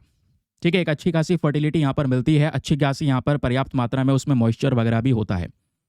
तो उस ऐसी कंडीशन अगर होगी तो हमारे वो केले के पेड़ के लिए बहुत ज़्यादा बेनिफिशियल हो सकती है। तो ये तो हो गए दो पहले के फैक्ट। अब दो बाकी के जो फैक्ट हैं ये नोट डाउन करने वाले हैं, ये तो ऐसे याद रखने वाले थे। अब देखो नोट डाउन करने वाले क्या हैं। पहला, बनाना की मेजर वैरायटीज़ भारत में पाई जाती हैं। भारत में कौन कौन सी वैरायटीज़ पाई जाती हैं, यहाँ पे आप देख पाएंगे ड्वार्फ, कैवेंडिश, रोबस्टा, मॉन्थन, पोवन और नेंद्रन। अब देखो क्वेश्चन बन सकता है, अब मान लो जैसे मैं आपको एग्जांपल देता हूँ, बर्ड्स के अलग अलग नाम रहते हैं कई बार न्यूज़ में, तो बर्ड्स के नाम एक बार यूपीएससी ने दे दिए और पूछा कि बताओ ये सब क्या है, तो ऐसे ही दे दिया जाएगा क्वेश्चन में कि ड्वार्फ, कैवेंडिश, रोबोस्टा, मंथन। अब रोबोस्टा से यहाँ पर आप कॉफ़ी भी याद रख पाओगे कि हाँ भाई ये कॉफ़ी है। रोबोस्टा एक कॉफ़ी भी वैरायटी आती है ना, रोबोस्टा और अरेबिका। अब मान लो रोबोस्टा के साथ में ये ड्वार्फ है, कैवेंडिश है, मंथन है, और फिर आप लोगों से यहाँ पर पूछ लिया जाए कि ये सब चीज़ें क्या हैं, ये किसकी वैरायटी है, कॉफ़ी की वैरायटी है, बनाना की वैरायटी है। तो रोबोस्टा से तो आधे लोग यहाँ पर याद रख पाएंगे यार ये कॉफ़ी की वैरायटी है ना। तो ध्यान में रखना, कंफ्यूज नहीं होना, ये बनाना की वैरायटी है अगर रोबोस्टा के साथ में ड्वार्फ, कैवेंडिश, मंथन ये सब चीज़ें प्रेजेंट हैं। अगर अरेबिका वगैरह प्रेजेंट है तो वो कॉफ़ी ही है। ठीक। अब मेजर प्रोड्यूसर की जब बात आती है, यानी सबसे बड़े उत्पादक कौन है बनाना के, तो दोस्तों उसमें आंध्र प्रदेश है, महाराष्ट्र है और गुजरात है। ये 3 पर्टिकुलर स्टेट हैं भारत के जहाँ पे सबसे ज़्यादा केले का प्रोडक्शन किया जाता है। ठीक है, चलिए फिर पहला शॉर्ट न्यूज़ था, बस इतने में ही काम खत्म। जो काम की चीज़ है ना बस खाली मैंने आपको वो बताई है जहाँ से क्वेश्चन बन जाएगा। ठीक, चलिए अगली खबर दोस्तों देखोगे तो ये आपके जीएस पेपर नंबर 3 इकोनॉमी के लिए रेलिवेंट है। यहाँ पे बात हो रही है नॉन परफॉर्मिंग एसेट्स के बारे में, जिसको हम शॉर्ट फॉर्म में एनपीए बोलते हैं। अभी पता होगा हाल ही में रिजर्व बैंक ऑफ इंडिया की फाइनेंशियल स्टेबिलिटी रिपोर्ट आई है दिसंबर 2024 में, और उस रिपोर्ट में एक अच्छी चीज़ ये दिखाई गई कि जो ग्रॉस एनपीए है, ग्रॉस एनपीए मतलब क्या होता है, ग्रॉस नॉन परफॉर्मिंग एसेट का जो रेशियो है भारत का वो पिछले 12 सालों में कम हुआ है। तो ये जो रेशियो है दोस्तों इंडियन बैंक्स का वो 12 ईयर पिछले 12 सालों में कम देखने को मिला, 2.6% के आसपास यहाँ पर आपको ये नजर आएगा। तो एनपीए कम हुआ है जो हमारे बैंक्स के लिए सही है ना। एनपीए कम होना बैंक के लिए सही होता है। कैसे सही होता है चलिए मैं आपको बताता हूँ। देखो एनपीए एक्चुअली में होता क्या है, पहले हम ये बात कर लेते हैं। ये आपके पास में एक फ़ोटो है जो आपको समझाने में अच्छी क्लैरिटी देगा। देखो जो हमारे बैंक्स होते हैं वो कैसे काम करते हैं, बैंक का वर्किंग प्रोसेस क्या है। अगर आप देखोगे बैंक की कमाई कैसे होती है, आपको ये समझना हो तो भाई आप क्या करते हैं, आप बैंक में पैसा डिपॉजिट करते हैं। ठीक है, जब आप बैंक में पैसा डिपॉजिट करेंगे तो आप इसके रिस्पेक्ट में कुछ चीज़ बैंक से रिटर्न के तौर पर चाहेंगे भी। तो बैंक में आपने पैसा दिया, क्यों दिया, ताकि आपका पैसा सिक्योर भी रहे, और साथ ही साथ में यहाँ पर आपका जो डिपॉजिट किया हुआ है ये अमाउंट बढ़ता रहे, क्योंकि बैंक उसके ऊपर में आपको क्या देता है, इंटरेस्ट रेट देता है, ब्याज देता है। लेकिन क्वेश्चन ये है, क्या बैंक अपनी जेब से थोड़ी ब्याज देता होगा, तो वो रन कैसे करेगा। तो दोस्तों वो आपके पैसे से ही पैसा कमाता है। तो आपने जो पैसा डिपॉजिट किया है बैंक के पास में, यही पैसा बैंक ने इकट्ठा किया, और ये पैसा दोस्तों उठा के बहुत ज़्यादा हाई इंटरेस्ट रेट पर बड़े बड़े इंडस्ट्रियलिस्ट या बड़े बड़े बिजनेसमैन को यहाँ पर दे दिया जाता है। भाई जो बड़े बड़े बिजनेसमैन जिनको बिजनेस करना है वो बैंक से लोन लेते हैं, लेकिन जो बैंक अब इंटरेस्ट रेट लेता है इनसे बहुत ज़्यादा हाई लेता है। यानी जो आपको ब्याज दे रहा है बैंक, उससे तो कहीं गुना ज़्यादा ब्याज होता है जो यहाँ पर ये बिजनेस वालों से लेता है। ठीक है, तो यहाँ पर इंटरेस्ट इनके पास में ज़्यादा आया, लेकिन आपको जो इंटरेस्ट है ये थोड़ा सा कम देता है। तो इसके बीच का थोड़ी बहुत जो पैसा एक्स्ट्रा बच रहा है वो यहाँ पर बैंक का रेवेन्यू हो जाता है। सिंपल हो गया। लेकिन दोस्तों क्या गारंटी है कि बैंक से जो पैसा बिजनेसमैन या इंडस्ट्रियलिस्ट ने उठाया है वो पैसा चुकाएगा ही? तो कहोगे क्या गारंटी है, क्या मतलब बैंक ऐसे ही थोड़ी लोन दे देता होगा? आप देखते होंगे कई बार इश्यूज़ हो जाते हैं, भाई पैसा उठाया है, लेके भाग गए पैसा बैंक से, कई हज़ार करोड़ रुपए उठा लिए और फिर भाग गए। अब वो बैंक यहाँ पर पैसा वसूलता रह गया या फिर वसूल ही नहीं पा रहा है। तो दोस्तों प्रॉब्लम क्या होती है कि जब ऐसी कोई कंडीशन होती है कि मान लो कोई बिजनेसमैन या किसी इंडस्ट्रियलिस्ट ने यहाँ पर ये लोन उठाया और वो लोन और साथ ही साथ में अब इंटरेस्ट पे करने का वक्त आ चुका है, यानी कि अब ये लोन उसको वापस पे करना है बैंक को, क्योंकि उसने कुछ पैसा लिया है और अब पैसा के साथ साथ ब्याज भी देगा, क्योंकि इंटरेस्ट की बात हुई थी। इंटरेस्ट के बिना तो यहाँ पर बैंक वो काम ही नहीं करेगा। तो जब पैसा देने की बारी आई तो मान लो यहाँ पे 90 दिन से ज़्यादा हो चुका है, अब वो पैसा नहीं दे पा रहा है। तो दोस्तों जब 90 दिन से ज़्यादा हो चुका है, बहुत ज़्यादा हो रहा है, बैंक बार बार पैसा मांग रहा है लेकिन ये पैसा नहीं दे पा रहे हैं। मान लो किसी ने कंपनी लगाई थी, पैसा लोन पे लिया था, कंपनी ठप हो गई, वो पैसा रिटर्न नहीं कर पा रहा। तो जब अब वो लोन वो चुका नहीं पा रहा बैंक को वापस, तो वो वाला लोन क्या कहलाता है? एनपीए कहलाता है, जिसका नाम है नॉन परफॉर्मिंग एसेट। सिंपल हो गया। तो ये कस्टमर है, कस्टमर ने लोन लिया, ठीक है। उसके अलावा यहाँ पर आप कह सकते हैं अगर वो 90 दिन के अंदर अंदर बैंक को पे ना करे तो वही लोन आपका क्या बन जाता है? नॉन परफॉर्मिंग एसेट बन जाता है। और यही एनपीए यहाँ पे आपको एक्सप्लेन किया है। आई होप आपको एनपीए को लेकर एक क्लियर डेफिनेशन तो मिल चुकी होगी। तो ये एनपीए जितना कम रहे उतना बढ़िया है, मतलब बैंक की स्थिति अच्छी रहेगी, वरना बैंक से पैसा ले लेके अगर भागते रहेंगे तो फिर भैया वो एनपीए का नंबर बढ़ता रहेगा, तो बैंक उससे फेलियर मार जाएगा। बैंक करेगा क्या फिर? जो आपने पैसा डिपॉजिट कर रखा है वो भी यहाँ पर डूब जाएगा। ये एक कंसर्न बना रहता है, तो ध्यान में रखिएगा। ये 90 दिन वाला जो ये कॉन्सेप्ट है मैंने आपको ज़रूर बताया है, क्योंकि जब आपका जो इंटरेस्ट है या इंस्टॉलमेंट का जो प्रिंसिपल अमाउंट है, ये कोई व्यक्ति जिसने लोन उठाया है वो बैंक को 90 दिन से ज़्यादा दिन हो चुके हैं, नहीं चुका पा रहा है, तो दोस्तों वो एनपीए कहलाता है, ठीक है। और फिर यहीं पर एक कॉन्सेप्ट आता है जीएनपीए का, यानी जिसकी हम बात भी कर रहे हैं। जीएनपीए मतलब क्या होता है? Gross non performing asset. ये क्या होता है? ग्रॉस नॉन परफॉर्मिंग एसेट की अपने आप में डेफिनेशन है। ये क्या है? The sum of all loan assets that are classified as NPAs, ठीक है। यानी जितने भी यहाँ पर लोन लिए गए हैं, जितने भी यहाँ पर लोन एसेट्स हैं, उन सब का टोटल सम निकाल दिया जाए। देश में कितने भी यहाँ पर आप कह सकते हैं जहाँ जहाँ पर इस तरीके का लोन एसेट लिया हुआ है ना, तो इन सब का टोटल सम निकाल दिया जाए। जो एनपीएस हैं सारे एनपीएस को जोड़ दिया जाएगा, तो हमारा ग्रॉस का डेटा निकल जाएगा, टोटल डेटा निकल जाएगा कि हाँ भाई कितना नॉन परफॉर्मिंग एसेट है। तो ये थोड़ा सा कम हुआ है। रीज़न आपको समझ में आ गया? सॉरी, ये मतलब आपको इसका जो डेफिनेशन है, कॉन्सेप्ट आपको समझ में आ गया नॉन परफॉर्मिंग एसेट का। चलिए अब आगे आते हैं, थोड़ा एक और आर्टिकल के बारे में बात कर रहे हैं। यहाँ पे बात हो रही है नोरो वायरस के बारे में। ये भी काफ़ी इंपॉर्टेंट टॉपिक है, जीएस पेपर नंबर 2 हेल्थ के पॉइंट ऑफ व्यू से आप इसको लिंक कर सकते हैं। तो पहले खबर जान लेते हैं। खबर क्या है? हमारे पास में जो न्यूज़ है ये बोलती है कि US centre for disease control and prevention ने अभी रिपोर्ट किया है और ये बोला है कि भाई नोरो वायरस के जो केसेस हैं वो लगातार पिछले कुछ समय पर तेज़ी से बढ़ रहे हैं। यूएस में नोरो वायरस के केसेस बढ़ते हुए नजर आए, जिस वजह से दोस्तों यहाँ पे नोरो वायरस का डिस्कशन करना होगा और इम्पॉर्टेंट टॉपिक भी है ये। क्या होता है ये वायरस? ये हाईली कंटेगियस वायरस है, यानी ये वायरस आराम से फैल सकता है, ट्रांसमिट हो सकता है। लेकिन ये वायरस जो है सबसे पहले कहाँ पे अटैक करता है? आपके स्टमक को अटैक करता है। आपका स्टमक पूरी तरह से यहाँ पर ये डिसरप्ट कर देता है। कई बार यहाँ पे नोरो वायरस को हम स्टमक फ्लू के नाम से भी जानते हैं। इसमें क्या लक्षण नज़र आते हैं? जब भी कोई व्यक्ति नोरो वायरस से पीड़ित होता है, या तो उसका जी मचलाने लगेगा जिसको बोलते हैं नौसिया, उल्टी होने लगेगी, या फिर डायरिया होने लगेगा, दस्त होने लगेंगे। तो ये कुछ इसके लक्षण होते हैं। जब नोरो वायरस की बात होती है दोस्तों, तो ये वायरस थोड़ा सा खतरनाक इसलिए माना जाता है क्योंकि या तो ये कम से कम टेम्परेचर भी हैंडल कर सकता है या ज़्यादा से ज़्यादा टेम्परेचर भी हैंडल कर सकता है। ऐसा कोविड में नहीं था। जैसे कोविड में अगर हम बात करेंगे, टेम्परेचर जैसे बढ़ेगा या कम होगा, या दूसरे वायरस होते हैं टेम्परेचर बहुत ज़्यादा बढ़ने पे कह सकते हैं वो ख़त्म हो जाते हैं, वो उस टेम्परेचर को हैंडल नहीं कर पाते, या टेम्परेचर बहुत कम होने पे उस टेम्परेचर को हैंडल नहीं कर पाते। लेकिन नोरो वायरस आपका कह सकते हैं फ्रीजिंग पॉइंट को भी हैंडल कर सकता है, और टेम्परेचर 60 डिग्री सेल्सियस तक क्यों ना चला जाए, कितनी गर्मी क्यों ना हो जाए, उसको भी हैंडल कर सकता है। तो ये इंसान के लिए प्रॉब्लमेटिक है नहीं है? बिल्कुल है, ठीक है। तो ध्यान में रखिएगा, इस तरीके से सर्वाइव कर सकता है ऐसे सिनेरियोज को। उसके अलावा ये जो बीमारी है ट्रांसमिट होती है, फैलती है फेकल ओरल रूट के माध्यम से, मल के रास्ते थ्रू यहाँ पर यह फैल जाती है।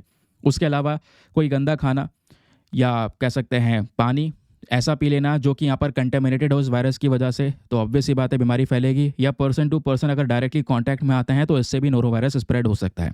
हालांकि नोरो वायरस को भी लेकर कोई भी स्पेसिफिक मेडिकेशन या कोई भी स्पेसिफिक दवाई हमारे पास में प्रेजेंट नहीं है। तो ये नोरो वायरस का सिनेरियो हो गया। नाउ नेक्स्ट न्यूज़ आर्टिकल अगला न्यूज़ आर्टिकल दोस्तों बात करता है टोबैको बोर्ड के बारे में। सर आप फटाफट यहाँ पर टोबैको बोर्ड के बारे में ही बात कर लेते हैं। पहले हम समझ लेते हैं खबर क्या है। देखिए, अपने फॉर्मेशन डे पर टोबैको बोर्ड का फॉर्मेशन डे रिसेंटली यहाँ पर देखने को मिला। इसी फॉर्मेशन डे पर टोबैको बोर्ड ने हाईलाइट ये किया कि इस बोर्ड की जो बहुत सारी अर्निंग है, बहुत सारी जो कमाई है, वो यहाँ पर पिछले कुछ समय पर डबल सी हो चुकी है। 2019-20 से लेकर 2023-24 के बीच में देखोगे तो इनकी कमाई डबल हो चुकी है तंबाकू बेचकर।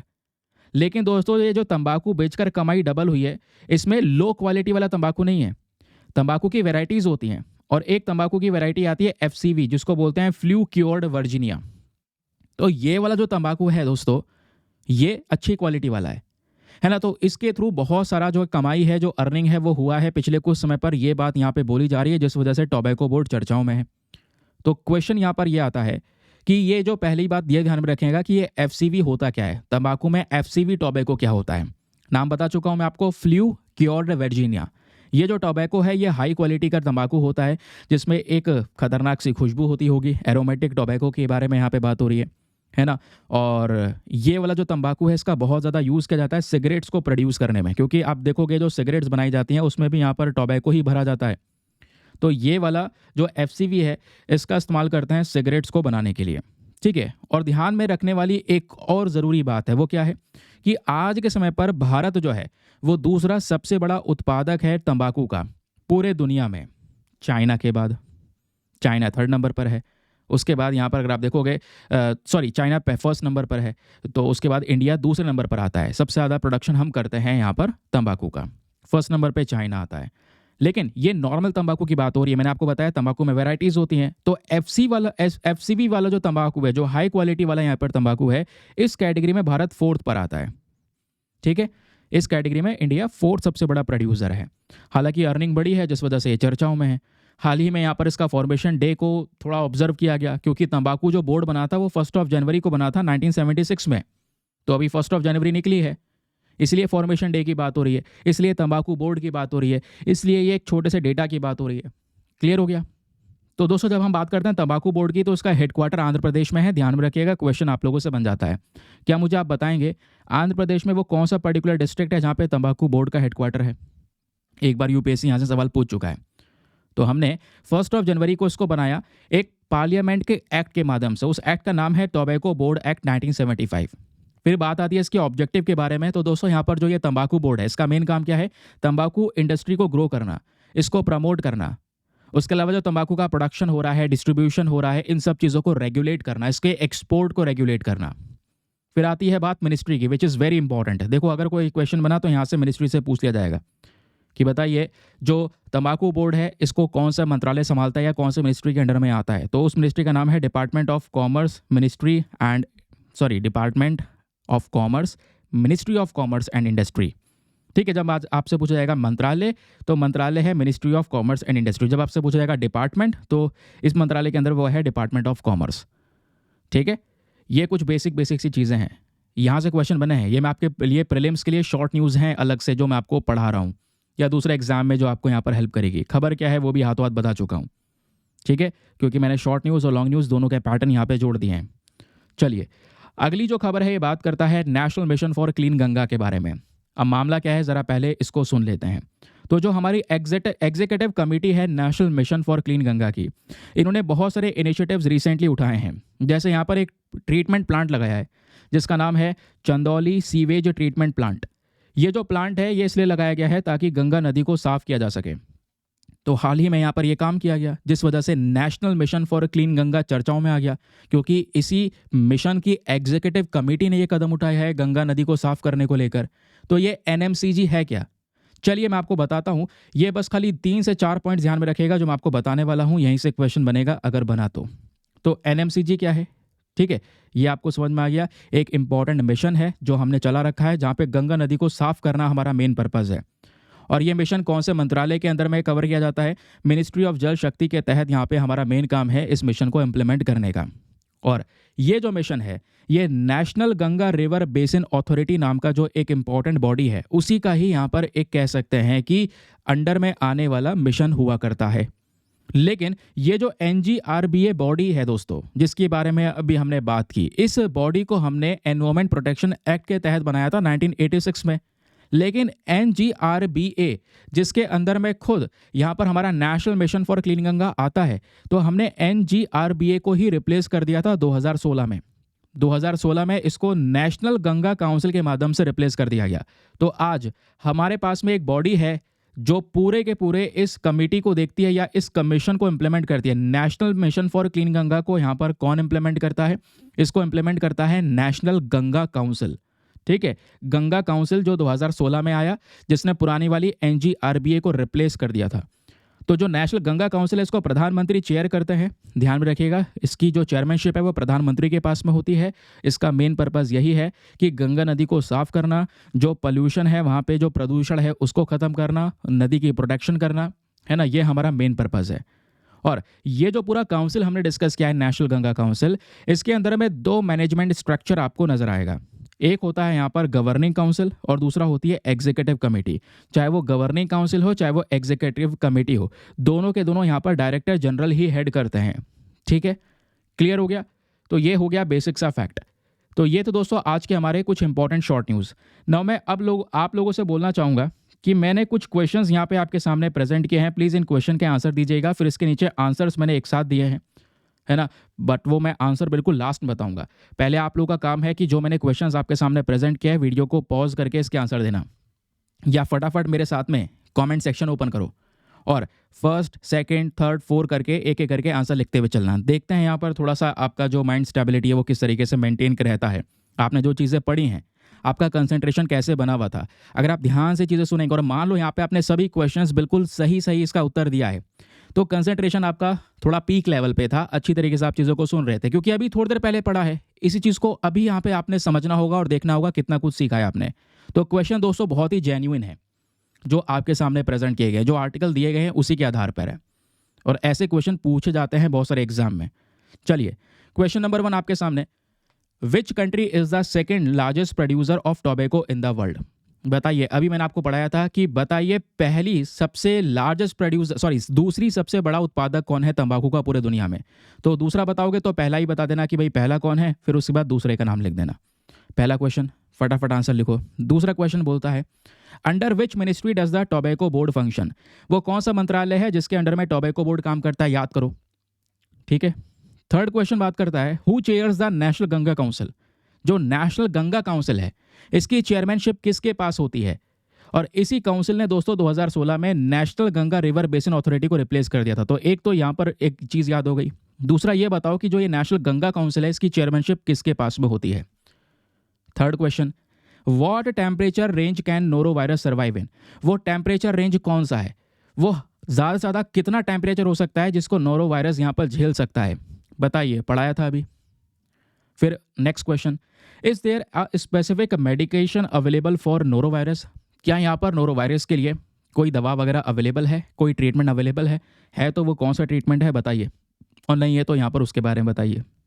नेक्स्ट क्वेश्चन, जो रिजर्व बैंक ऑफ इंडिया का फाइनेंशियल स्टेबिलिटी रिपोर्ट है 2024 के दिसंबर का जो डेटा आया है ना, इसमें डेटा में ये पता चला है कि जो हमारा ग्रॉस एनपीए रेशियो है, नॉन परफॉर्मिंग एसेट का जो रेशियो है इंडियन बैंक्स का, वो गिर चुका है। और गिर के कितने परसेंटेज तक आ चुका है बताइए। ये परसेंटेज मैंने इसलिए ज़रूर से मेंशन किया है कि मैं चाहता हूँ आप इस परसेंटेज को याद रखो, क्योंकि ये ऐसे परसेंटेजेस है जहाँ पे आप इकोनॉमी के पेपर में इसका इस्तेमाल करेंगे। क्योंकि यूपीएससी में प्रीलिम्स में आपके हर एक सब्जेक्ट कवर होते हैं, मेंस में भी यहाँ पर जब आप देखोगे तो आपका जीएस पेपर नंबर 3 इकोनॉमी का एक बड़ा पोर्शन आता है जहाँ पे आप उपयोग कर सकते हैं। तो ये नंबर बताओ क्या है। Now next question, after how many days does a loan become classified as NPA if the payment is overdue? आखिरकार कितने दिनों बाद जो एक लोन यहाँ पर व्यक्ति ने लिया है और वो लोन यहाँ पर बैंक को वापस नहीं दे रहा है ना, तो वो एनपीए कहलाता है। लेकिन कितने दिन बाद यहाँ पर वो लोन एनपीए कहलाएगा, ये आपने बताना है। एक व्यक्ति ने जो लोन उठाया था वो कितने दिन तक लोन नहीं चुका पा रहा है बैंक को, जिसके बाद यहाँ पर वो एनपीए कहलाएगा। वो नंबर ऑफ डेज बताइए नीचे कमेंट सेक्शन में। ये 7 क्वेश्चन आपको यहाँ पर दिए गए हैं। ठीक है, अब मैं चाहता हूँ इसके आंसर आपको देना, बट यहाँ पर मैं बिल्कुल वीडियो के लास्ट में आपको इसके आंसर दूंगा। तो अभी के लिए यहाँ पर इसको थोड़ी देर के लिए स्किप करते हैं। ये क्वेश्चन के आंसर मैंने लगा दिए हैं। अभी आते हैं अपने अगले इंपॉर्टेंट न्यूज़ आर्टिकल की तरफ। अगली खबर दोस्तों हमारे लिए बहुत ही ज़्यादा ज़रूरी है। अगर आप देखोगे आज के न्यूज़पेपर में, तो पेज नंबर 1 पे एक और आर्टिकल प्रेजेंट है जहां पे मेंशन किया जा रहा है भारत प्रोटेस्ट कर रहा है चाइना के इस नए देश को लेकर। सॉरी, नए देश नहीं, नए काउंटीज़ को लेकर जो लद्दाख में चाइना बना रहा है।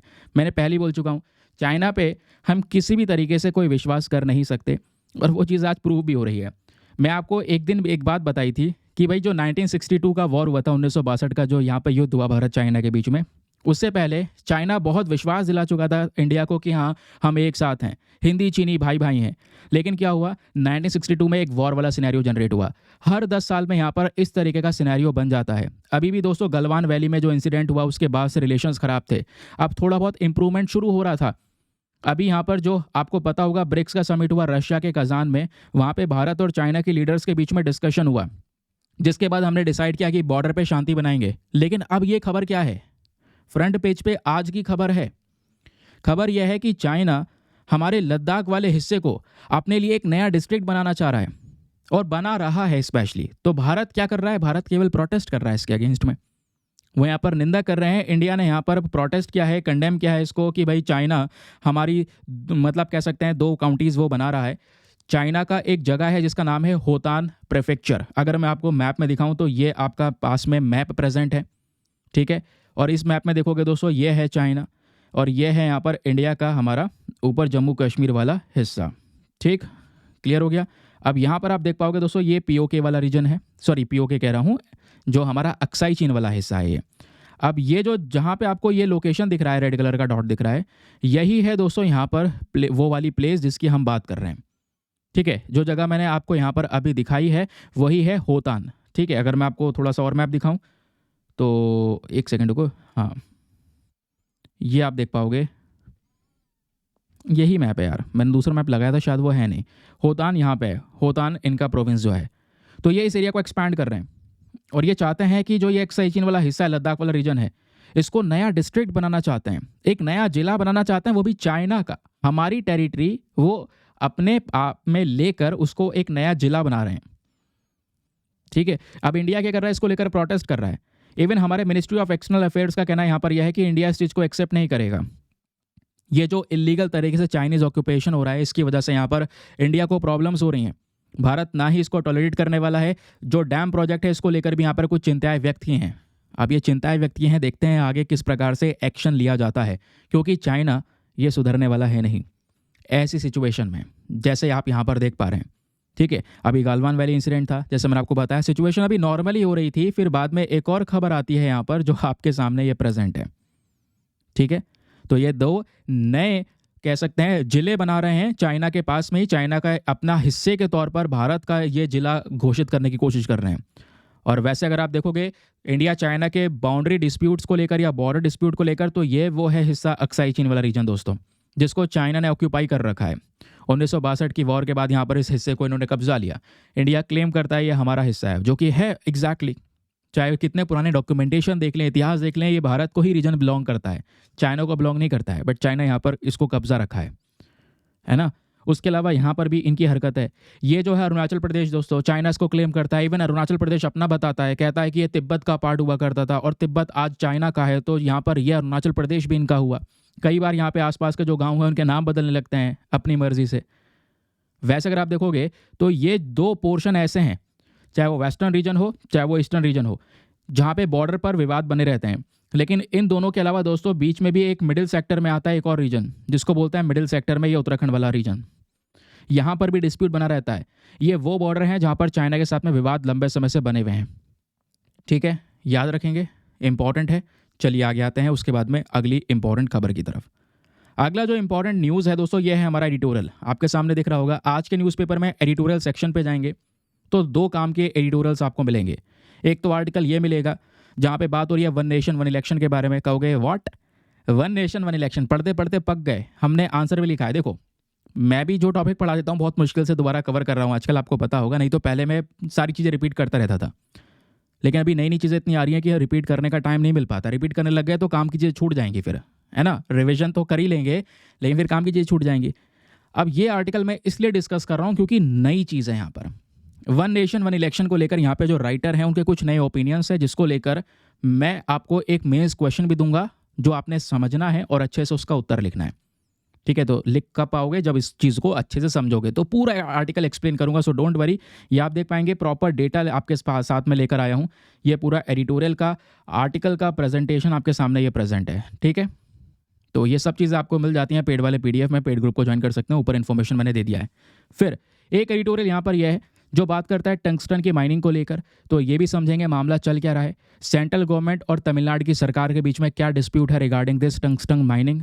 जो तमिलनाडु की सरकार है वो इस टंगस्टन की माइनिंग को नहीं करने दे रही है, जबकि टंगस्टन जो हमारे इकोनॉमी के लिए कह सकते हैं काफ़ी ज़्यादा इंपॉर्टेंट माना जाता है। चलिए अभी चलते हैं पहले सबसे एडिटोरियल इंपॉर्टेंट की तरफ। ये जो एडिटोरियल है यहाँ पर मैंने आप लोगों को दिखा दिया है। ठीक है, ये आर्टिकल है जिसमें यहाँ पर अभिजय हैं, दूसरे यहाँ पर एक और कह सकते हैं राइटर हैं जिन्होंने मिलकर इस आर्टिकल को लिखा है। ये बात करते हैं वन नेशन वन इलेक्शन। अब एक देश एक चुनाव। अब ये एक चुनाव कैसे होगा? ये वन नेशन वन इलेक्शन का कॉन्सेप्ट है कि हम तो बहुत दिनों से सुन रहे हैं। देखो होता एक्चुअली में क्या है, हमारे देश में हर महीने या फिर कह सकते हैं कि हर 2-4 महीने में नए नए इलेक्शंस होते रहते हैं। कहोगे हाँ ये तो है, अभी दिल्ली के इलेक्शन आने वाले हैं। इस साल लोकसभा के इलेक्शंस खत्म हुए, लोकसभा के साथ यहाँ पे 2 स्टेट्स के और इलेक्शंस हुए थे, फिर उसके बाद में दोस्तों कुछ और राज्यों के इलेक्शन हुए, फिर झारखंड के इलेक्शन हुए। तो इलेक्शन पे इलेक्शन बने हुए हैं। ऐसे फिर उसके बाद फिर नेक्स्ट ईयर के बाद नेक्स्ट ईयर फिर किसी स्टेट का इलेक्शन आ जाएगा। तो हर साल इंडिया में इलेक्शंस लगे रहते हैं। तो दोस्तों इन हर साल वाले सिस्टम को क्यों ना एक ही साल में बदल दिया जाए, जिसको नाम दिया गया वन नेशन वन इलेक्शन का। कहने का मतलब है जो बार बार इलेक्शन हो रहे हैं इसकी जगह केवल एक ही दिन चुन लिया जाए। एक ही बार इलेक्शन होगा सभी राज्य सरकारों का और सेंट्रल गवर्नमेंट का। ठीक है, जो हमारी यहाँ पर कह सकते हैं चाहे वो लोकसभा के इलेक्शंस हो, चाहे वो हमारी कह सकते हैं स्टेट के इलेक्शंस हो, है ना, जो हमारी स्टेट असेंबली के इलेक्शंस हो, सभी इलेक्शन एक साथ कर लिए जाएं। राज्य के इलेक्शन भी और केंद्र के इलेक्शन भी एक बार में हो जाएगा, काम खत्म। फिर आगे 5 साल के लिए काम निपट गया। नहीं तो फिर अभी क्या सिनेरियो बनाया, जैसे अभी तो यहाँ पे लोकसभा के इलेक्शंस हुए, केंद्र सरकार के इलेक्शन हुए, अब उसके बाद क्या हुआ, फिर से स्टेट के इलेक्शन चालू हो गए। तो ये सिस्टम क्या करता है, कह सकते हैं इसमें बहुत सारा पैसा खर्चा होता है, बहुत सारी खामियां बताई जाती हैं वन नेशन वन इलेक्शन में। सॉरी, ये डिफरेंट जो इलेक्शन हो रहा है इसमें बहुत सारी खामियां बताई जाती हैं। तो इससे निपटने के लिए one nation one election is the best solution, ये माना जाता है। दोस्तों कहोगे ये पहले नहीं था क्या? भारत पहले वन नेशन वन इलेक्शन को ही फॉलो करता था। देखो मेरे पास में कुछ 3-4 पॉइंट्स है, पहले इसको सुन लो जिससे कि आपकी जो क्लैरिटी है वो बिल्कुल शानदार तरीके से मिल जाए। वन नेशन वन इलेक्शन जो है ये इंडिया में फॉलो होता था। 1967 तक वन नेशन वन इलेक्शन ही फॉलो हुआ है। इसको हम कई बार साइमल्टेनियस इलेक्शंस भी कहते हैं। साइमल्टेनियस इलेक्शन मतलब एक साथ यहाँ पे राज्य सरकार और साथ ही साथ में जो हमारे स्टेट असेंबलीज हैं, है ना, विधानसभा हैं, इनके भी इलेक्शंस एक साथ करवा देना। तो ऐसे साइमल्टेनियस इलेक्शंस भारत में 4 बार हुए। पहला इलेक्शन ऐसा एक साथ हुआ 1952 में, दूसरा हुआ 1957 में, तीसरा हुआ 1962 में एंड चौथा हुआ 1967 में। तो आखिरी बार जो one nation one election Bharat में हुआ था वो 1967 में हुआ था। ठीक, अब हुआ क्या, तो 1967 के बाद ऐसा हम इसको कंटिन्यू क्यों नहीं कर पाए? कंटिन्यू इसलिए नहीं कर पाए क्योंकि बीच में कुछ राज्य सरकारों में दिक्कतें आ गई, है ना, कुछ स्टेट लेजिस्लेटिव असेंबली को डिसॉल्व करना पड़ गया। फिर एक बार लोकसभा भी डिसॉल्व हुआ है ना, क्योंकि आपको पता है लोकसभा जो है यहाँ पर ये हर 5 साल बाद डिसॉल्व होता है, जबकि राज्यसभा हमारा परमानेंट हाउस होता है। तो लोकसभा को भी यहाँ पे दोस्तों हमने प्रीमेच्योरली एक बार डिसॉल्व किया है। फिर नए इलेक्शंस हुए और ऐसी राज्यसभा राज्यसभा कह रहा हूँ, स्टेट की जो विधानसभा है वो भी कई बार डिसॉल्व हुई है। तो डिसॉल्व हो गई तो फ्रेश इलेक्शन होंगे तुरंत, तो हो गए इलेक्शन सब आगे पीछे। ठीक है, क्योंकि एक बोला जाता है कुछ स्टेट लेजिस्लेटिव असेंबली 1968 में डिसॉल्व हो गई, जबकि 1967 में इलेक्शन हो चुके थे जो साइमल्टेनियस इलेक्शन थे। लेकिन उसके अगले साल कुछ राज्यों में गड़बड़ी हुई, फिर उसके अगले साल फिर कुछ राज्यों में गड़बड़ी हो गई, सरकारें गिर गई, दूसरी सरकार तुरंत बनानी पड़ी, तो इलेक्शंस हुए दोबारा से। अब क्या हुआ, कुछ राज्य सरकारों के इलेक्शन पीछे चले गए, कुछ के आगे चले गए, लोकसभा के अलग चले गए। तो ये सिस्टम दोस्तों तब से गड़बड़ा गया, सब आगे पीछे हो गया। तो ये बोला जा रहा है कि जितने भी ये इवेंट्स हुए इससे जो साइमल्टेनियस इलेक्शन चल रहे थे, जो 1967 तक साइमल्टेनियस इलेक्शन भारत में हुए, उसका साइकिल ब्रेक डाउन हो गया। अब सर वो साइकिल वापस से चलाना चाहते हैं यहाँ पर करंट समय पर जो हमारी गवर्नमेंट है। पीएम मोदी ऑलरेडी यहाँ पर अपनी स्पीचेस में मेंशन कर चुके हैं कि इस टेन्योर या इस टर्म के अंदर में वो वन नेशन वन इलेक्शन को इंट्रोड्यूस करने वाले हैं। तो चलिए आप थोड़ा सा यहाँ पे मैंने आपको जो बैकग्राउंड डेटा है वो समझा दिया।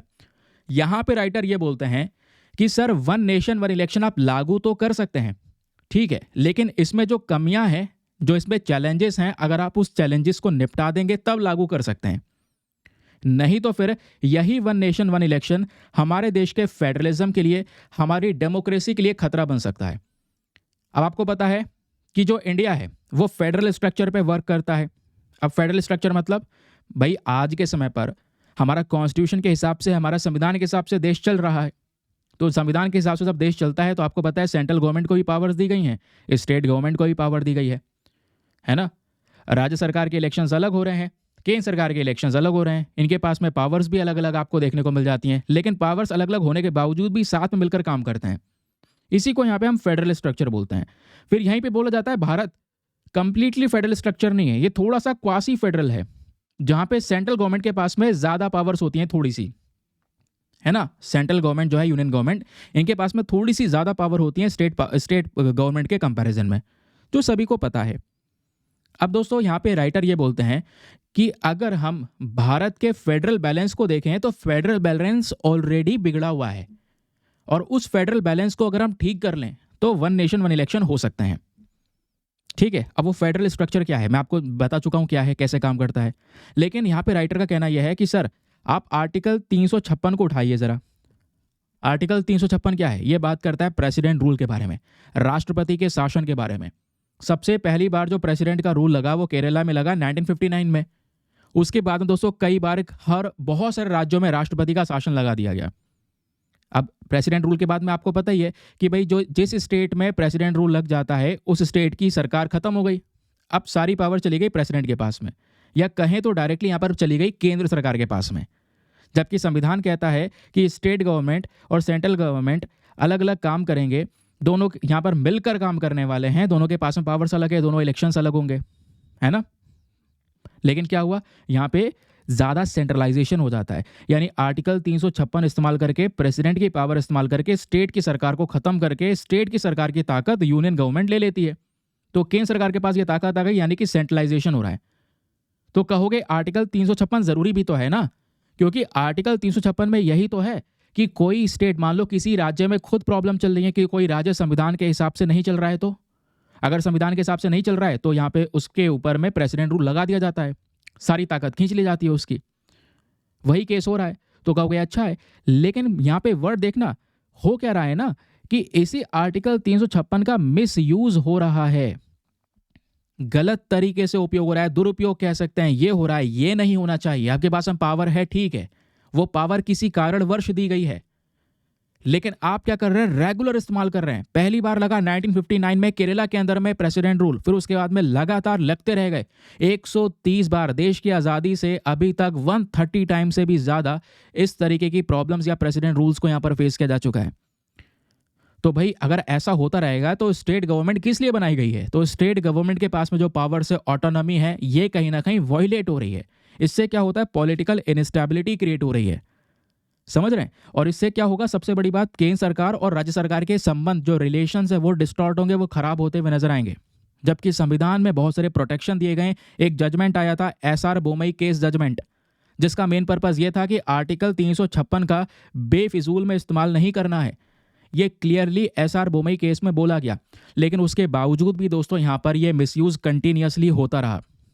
तो अगर ऐसा मिसयूज होता रहेगा तो भाई इससे हमारा फेडरल स्ट्रक्चर कमजोर पड़ रहा है, नहीं पड़ रहा है? पड़ रहा है, बिल्कुल पड़ रहा है। क्योंकि फेडरल स्ट्रक्चर तो यही बोलता है ना, दोनों की सरकारें अलग है, मिलकर काम करना है। लेकिन अब क्या है कि राज्य सरकार की पावर छीन नहीं जा रही है केंद्र सरकार की साइड से आर्टिकल 356 का इस्तेमाल करके, तो ये गलत है। तो फेडरल स्ट्रक्चर यहाँ पे हमारा कमजोर हो रहा है। और अगर आप वन नेशन वन इलेक्शन करेंगे तो वन नेशन वन इलेक्शन में सेंट्रल गवर्नमेंट और ताकतवर हो जाएगी, और ज्यादा सेंट्रलाइजेशन हो जाएगा, स्टेट की कोई वैल्यू नहीं रह जाएगी। क्योंकि जो चुनाव अभी आप देख पाओगे राज्य के स्तर पे होते हैं, तो राज्यों में कुछ और लोकल पार्टीज भी होती हैं, लोग सबको देख रहे होते हैं, है ना। तो अपने प्रेफरेंस के हिसाब से वो वोटिंग देते हैं। इसलिए आप देख पाते होंगे सेंट्रल गवर्नमेंट पे कोई किसी और सरकार को रखना चाहता है, स्टेट गवर्नमेंट पे किसी और सरकार को रखना चाहता है। लेकिन आप जब वन नेशन वन इलेक्शन को लागू करेंगे तो एक व्यक्ति का पर्सपेक्टिव होगा कि वो सेंट्रल गवर्नमेंट, जो बड़ी बड़ी पॉलिटिकल पार्टीज़ हैं, जिसमें बीजेपी हो, कांग्रेस हो, जो बड़ी बड़ी पार्टीज़ नेशनल लेवल पर काम कर रही हैं, केवल उनको इंपॉर्टेंस मिलेगा, केवल उन्हीं को यहाँ पर वोट मिलेगा। स्टेट गवर्नमेंट का रोल खत्म सा हो जाएगा, स्टेट गवर्नमेंट यहाँ पर डिस्टेबलाइज हो जाएगी। तो ये यहाँ पे बोला जा रहा है। आई होप आपको क्लैरिटी मिल चुकी है। तो पहली चीज़ ये सुधार करना होगा, ये राइटर का कहना है। दूसरी एक और चीज़ बहुत ज़्यादा ज़रूरी है, हमारे कॉन्स्टिट्यूशन के अंदर में एक और चीज़ है जिसका मिसयूज़ होता है, वो है यहाँ पर डिफेक्शन। वो क्या है? आप देख पाते होंगे पार्टीज़ के अंदर, पॉलिटिकल पार्टी में अदला बदली होती रहती है ना भाई। कुछ लोग हैं जो ये पार्टी छोड़ के दूसरी पार्टी ज्वाइन कर लेते हैं, दूसरी पार्टी छोड़ के तीसरी पार्टी ज्वाइन कर लेते हैं, चलते रहता है, जहाँ से पैसा मिला वहाँ चले गए, है ना। अब यही तो होता है, बोलना तो पड़ेगा। अब होता क्या है कि इसकी वजह से जो पॉलिटिक्स है वो और ज़्यादा यहाँ पर डिस्टेबलाइज हो जाती है। स्टेट गवर्नमेंट डिस्टेबलाइज होती है, बड़ी बड़ी जो राज्य सरकार है वो गिरती हुई आपने देखी होंगी। महाराष्ट्र का केस नज़र आया, जब यहाँ पर ये डिफेक्शन हो जाता है तो कहोगे इतना आसान थोड़ी है, क्योंकि पॉलिटिकल पार्टी, मान लो एक बड़ी पार्टी है, एक दूसरी पॉलिटिकल पार्टी है, एक की सरकार चल रही है किसी राज्य में, दूसरे की सरकार नहीं है, वो अपोजिशन में बैठा है। अब इस पॉलिटिकल पार्टी के दो लोग निकलकर अगर चले जाएंगे ऑपोजिशन पार्टी में तो इससे कुछ होगा थोड़ी। तो ये बात तो आपकी सही है कि हाँ, 2-3 लोग जाएंगे तो कुछ नहीं होगा, और उल्टा यहाँ पे उनको सस्पेंड कर दिया जाएगा। लेकिन दोस्तों 2-3 के अलावा भी यहाँ पर एक चीज़ और है, आपको पता है ना कि भाई यहाँ पर डिफेक्शन में एक चीज़ अलाउ की गई है। अगर ग्रुप ऑफ लोग निकलते हैं, है ना, ग्रुप ऑफ लोग एक साथ निकल के इस पॉलिटिकल पार्टी को ज्वाइन कर लेते हैं, तो ये पार्टी जो रूल में थी ये खत्म, जो अपोजिशन में थी ये सरकार में आ जाएगी, सत्ता में आ जाएगी, क्योंकि अब उसके पास पावर चली गई है। तो यहाँ पे ग्रुप डिफेक्शन तो हो सकता है ना, भले एक दो इंसान नहीं जा सकते, क्योंकि एक दो इंसान निकला तो उसके खिलाफ में एंटी डिफेक्शन लॉ वर्क करेगा, क्योंकि एंटी डिफेक्शन लॉ के बारे में 10th शेड्यूल में मेंशन कर रखा है, इसको रोका जाता है। लेकिन यहाँ पे लूप होल क्या है, गड़बड़ी तो यही है कि ग्रुप में लोग निकल जाएंगे। अगर आप एक आदमी निकलेगा तो ग्रुप में निकल जाएंगे, ग्रुप में निकल गए तो भाई ये लॉ ऑटोमेटिकली लेस इफेक्टिव हो गया, फिर से सरकारें बदलने लगी। अब क्या है, पार्टी इधर से उधर चेंज होती चली जा रही है, बार बार सरकार चल ही नहीं पा रही है, तो वो स्टेट का क्या खाक ध्यान रख पाएंगे? फिर उसके बाद में प्रॉब्लम्स क्या होंगी? प्रॉब्लम्स यहाँ पर यही होंगी कि भाई जो गवर्नमेंट है, क्योंकि हम मानते हैं स्टेबल गवर्नमेंट ही हर चीज़ कर पाएगी। अगर गवर्नमेंट स्टेबल नहीं है, ना ही वो डिसीजन ले पाएगी। सरकारें, उन्हें पता है कि भाई अभी पार्टी इधर से उधर चले जाएंगे तो ये पलट जाएगा, वो हो जाएगा, तो वो अपने उसी चीज़ में यहाँ पर उलझी रहेंगी। जबकि यहाँ पर पब्लिक वेलफेयर के लिए कुछ करना होगा तो वो उस पर ध्यान नहीं दे पाएंगे। तो ये एक दूसरी समस्या है, तो या तो इसको टैकल करिए। तो ये यहाँ पे राइटर का कहना है। आई होप आपको क्लैरिटी मिल चुकी है। तो ये वन नेशन वन इलेक्शन का जो इम्पैक्ट है, यह फेडरलिज्म और डेमोक्रेसी पे इस प्रकार से पड़ सकता है, क्योंकि जो स्टेट की पावर्स हैं फिर वो ध्यान में नहीं रहेंगी, स्टेट की जो ताकत है वो ध्यान में नहीं रहेगी। ठीक है, क्लियर हो गया। अब उसके बाद यहाँ पर अगर आप देखोगे दोस्तों, कई बार क्या होता है कि जैसे मैंने आपको बोला, बड़ी बड़ी पॉलिटिकल पार्टीज ध्यान में रहेंगी, बड़ी बड़ी पार्टीज़ को वोट मिलेंगे, और जो लोकल पार्टीज़ होंगी या छोटी पार्टी होंगी स्टेट गवर्नमेंट के अंदर में, उनको ये वोट नहीं मिल पाएंगे। तो इससे क्या होगा, सेंट्रलाइजेशन ऑफ पावर हो जाएगा। केंद्र सरकार के पास में ज़्यादा पावर आ जाएगी, केंद्र सरकार को हो सकता है ज़्यादा वोट मिले, जो सत्ता चल रही है वो आगे लंबे समय तक चलती रहे वन नेशन वन इलेक्शन की वजह से। ठीक है, फिर वन नेशन वन इलेक्शन में एक और समस्या है, वो क्या है, लॉजिस्टिक्स बर्डन। भाई पूरे देश में एक साथ सभी राज्यों सरकारों के इलेक्शन, केंद्र सरकार के इलेक्शन करवाना इतनी आसान बात नहीं है, वो भी इतने बड़े देश में जहां आबादी 140 करोड़ से ज़्यादा की हो, दुनिया का सबसे ज़्यादा पॉपुलेशन वाला देश हो, है ना। वोटर फिगर का इशू रहेगा, आप वहाँ पे एडमिनिस्ट्रेशन कैसे मैनेज करेंगे, कितना सारा पैसा चाहिए होगा, कितना बड़ा इंफ्रास्ट्रक्चर चाहिए होगा, इससे यहाँ पर देरी पे देरी होगी, इनएफिशिएंसीज हो सकती हैं। ये यहाँ पे बोला जा रहा है, इलेक्शन कमीशन ऑफ इंडिया इकलौती बॉडी है जिस पे प्रेशर बहुत ज़्यादा पड़ेगा ये सिचुएशन हैंडल करने को लेकर। या फिर आप देखोगे आज भारत में 900 मिलियन से ज़्यादा वोटर्स हैं, इनको यहाँ पर प्रॉब्लम्स फेस करनी पड़ेगी ये सब कंडीशंस की वजह से। तो राइटर बोलते हैं कि गवर्नमेंट को सफिशिएंट टाइम लेना होगा सिचुएशन को संभालने के लिए, क्योंकि यहाँ पे सबसे ज़्यादा जो ज़रूरी है वो क्या है, पॉलिटिकल इनस्टेबिलिटी। और इसके लिए यहाँ पे अगर आप वन नेशन वन इलेक्शन लाना भी चाहते हैं तो लाया जा सकता है, लेकिन उससे पहले आपको 3 चीज़ों में सुधार करना होगा। अब ये सुधार सुनिएगा दोस्तों, ये बहुत ज़रूरी है। राइटर का कहना है 3 चीज़ों में सुधार कर लेंगे आपका आधे से ज़्यादा काम हो जाएगा। अब सुधार कहाँ पे करना है? नंबर 1, रिफॉर्म करना होगा हमें ये आर्टिकल 356 वही प्रेसिडेंट रूल का जो मिसयूज होता है, पहली बात इसको रोकिए, है ना। जितने भी यहाँ पर कॉन्स्टिट्यूशन प्रोटेक्शंस हैं वो यहाँ पे थोड़ा सा और ज़्यादा इंप्रूव कीजिए, जहाँ पे आर्टिकल 356 के दुरुपयोग को रोका जाए, जिससे स्टेट गवर्नमेंट के पास में पावर बनी रहेगी, कोई डर रहेगा नहीं स्टेट गवर्नमेंट को। दूसरा, एंटी डिफेक्शन लॉज, उसको मजबूत करना होगा। भाई यहाँ पे आपको पता होगा, कोई एक दो व्यक्ति अगर कह सकते हैं पॉलिटिकल पार्टी चेंज करता है तो उसको डिस्क्वालीफाई किया जाता है, लेकिन डिस्क्वालीफाई कब करेंगे, कोई टाइम पीरियड है ही नहीं, है ना। स्पीकर कब डिस्क्वालीफाई करेगा, कोई इसका टाइम पीरियड एक्सप्लेन नहीं है। ग्रुप डिफेक्शंस होते हैं तो उनको भी यहाँ पर रेगुलेट करने की ज़रूरत है, तो ये यहाँ पर एंटी डिफेक्शन लॉ पे काम करने की आवश्यकता है। फिर तीसरा है यहाँ पर इलेक्टोरल इंडिपेंडेंस। कहने का मतलब यहाँ पर यह है कि जो स्टेट है हमारी राज्य सरकार, उनको फ्रीडम देनी होगी कि वो इलेक्शंस अपने हिसाब से कंडक्ट करवाएं, है ना, बिना इंटरफेरेंस के। यूनियन गवर्नमेंट ज़्यादा उसमें इंटरफेयर ना करे, एक साथ करवा सकते हैं, लेकिन ऐसा ना हो कि यूनियन गवर्नमेंट का इन्वॉल्वमेंट बहुत ज़्यादा हो जाए, कि भाई यूनियन गवर्नमेंट ऐसा ना हो कि भाई लग रहा हो कि स्टेट के इलेक्शन भी केंद्र सरकार के इलेक्शन की तरह चल रहे हैं। नहीं, ऐसा नहीं होना चाहिए। अगर इलेक्शन करवा रहे हैं साथ में ठीक है, लेकिन वो जो इलेक्शन करवाने की पावर्स है वो स्टेट के पास में रहनी चाहिए, उनके पास में खुला छूट होनी चाहिए, वो अपने पेस से, और यूनियन गवर्नमेंट उसमें इंटरफेरेंस ना करे। फेडरल स्ट्रक्चर तभी यहाँ पर काम कर पाएगा। तो ये फेडरल स्ट्रक्चर की रिस्पेक्ट करनी होगी, स्टेट गवर्नमेंट को जो पावर दी है उसकी रिस्पेक्ट करनी होगी, तभी यहाँ पर आप वन नेशन वन इलेक्शन को इम्प्लीमेंट कर पाएंगे। अदरवाइज इसको इम्प्लीमेंट करना काफ़ी ज़्यादा मुश्किल है, प्रॉब्लमेटिक हो सकता है। आई होप आपको यहाँ पर ये क्लैरिटी मिल चुकी है। ये बाकी सब कंक्लूजन में वही चीज़ मेंशन है जो ऊपर आपको पढ़ाया गया है। फिर आता है दोस्तों आपका एक मेंस का क्वेश्चन। आज का ये मेंस का क्वेश्चन काफ़ी ज़्यादा काम का है, ज़रा सुनिएगा। मैं आपको फिर बाद में बताऊँगा भी इसका आंसर कैसे लिखना है। इस क्वेश्चन का आंसर लिख के आपको सबमिट करना है, और ज़रूरी है क्योंकि आप मेंस के फिर तैयारी भी साथ ही साथ में कर पाएंगे। क्वेश्चन क्या है? The proposal for one nation one election could lead to the centralisation of power. ठीक है, यानी कि जो ये वन नेशन वन इलेक्शन का जो पूरा प्रपोजल लाया गया है, इससे क्या होगा, यहाँ पे सेंट्रलाइजेशन ऑफ पावर पे ज़्यादा फोकस किया जा रहा है। यानी जो सत्ता है, सत्ता का केंद्रीकरण किया जा रहा है, सेंट्रल गवर्नमेंट के पास में ज़्यादा पावर दी जा सकती है, ऐसा हो सकता है। तो इससे कहीं ना कहीं डेमोक्रेसी को लेकर बहुत सारे जो डेमोक्रेटिक एथोज हैं उसको हम वैल्यू नहीं कर रहे हैं। तो इस पर आप क्या सोचते हैं, ज़रा इस स्टेटमेंट को ज़्यादा इवैल्यूएट कीजिए। ऐसा है तो क्यों है, और नहीं है तो क्यों नहीं है, ये आपने बताना है। 250 शब्दों में 15 मार्क्स का क्वेश्चन है। एक बार मैं हिंदी में रीड कर देता हूँ ताकि हिंदी माध्यम वाले एस्पिरेंट भी अच्छे से पढ़कर एक बढ़िया सा आंसर लिख सकें। तो क्वेश्चन क्या है? एक राष्ट्र एक चुनाव का प्रस्ताव भारतीय संविधान में निहित लोकतांत्रिक लोकाचार को कमजोर करते हुए सत्ता के केंद्रीकरण का कारण बन सकता है, और इस कथन का समालोचनात्मक मूल्यांकन कीजिए। और आंसर लिखने के बाद में सबमिट कहाँ पे करना है? टेलीग्राम पर जाना, वहाँ पे जाके सर्च बॉक्स में लिखना दीपक यादव एजुकेशन मेंस ग्रुप। जैसे ही आप फुल फॉर्म लिखोगे मेरा टेलीग्राम चैनल मिलेगा, जहाँ पे ऑलरेडी 80,000 से ज़्यादा लोग जुड़ चुके हैं।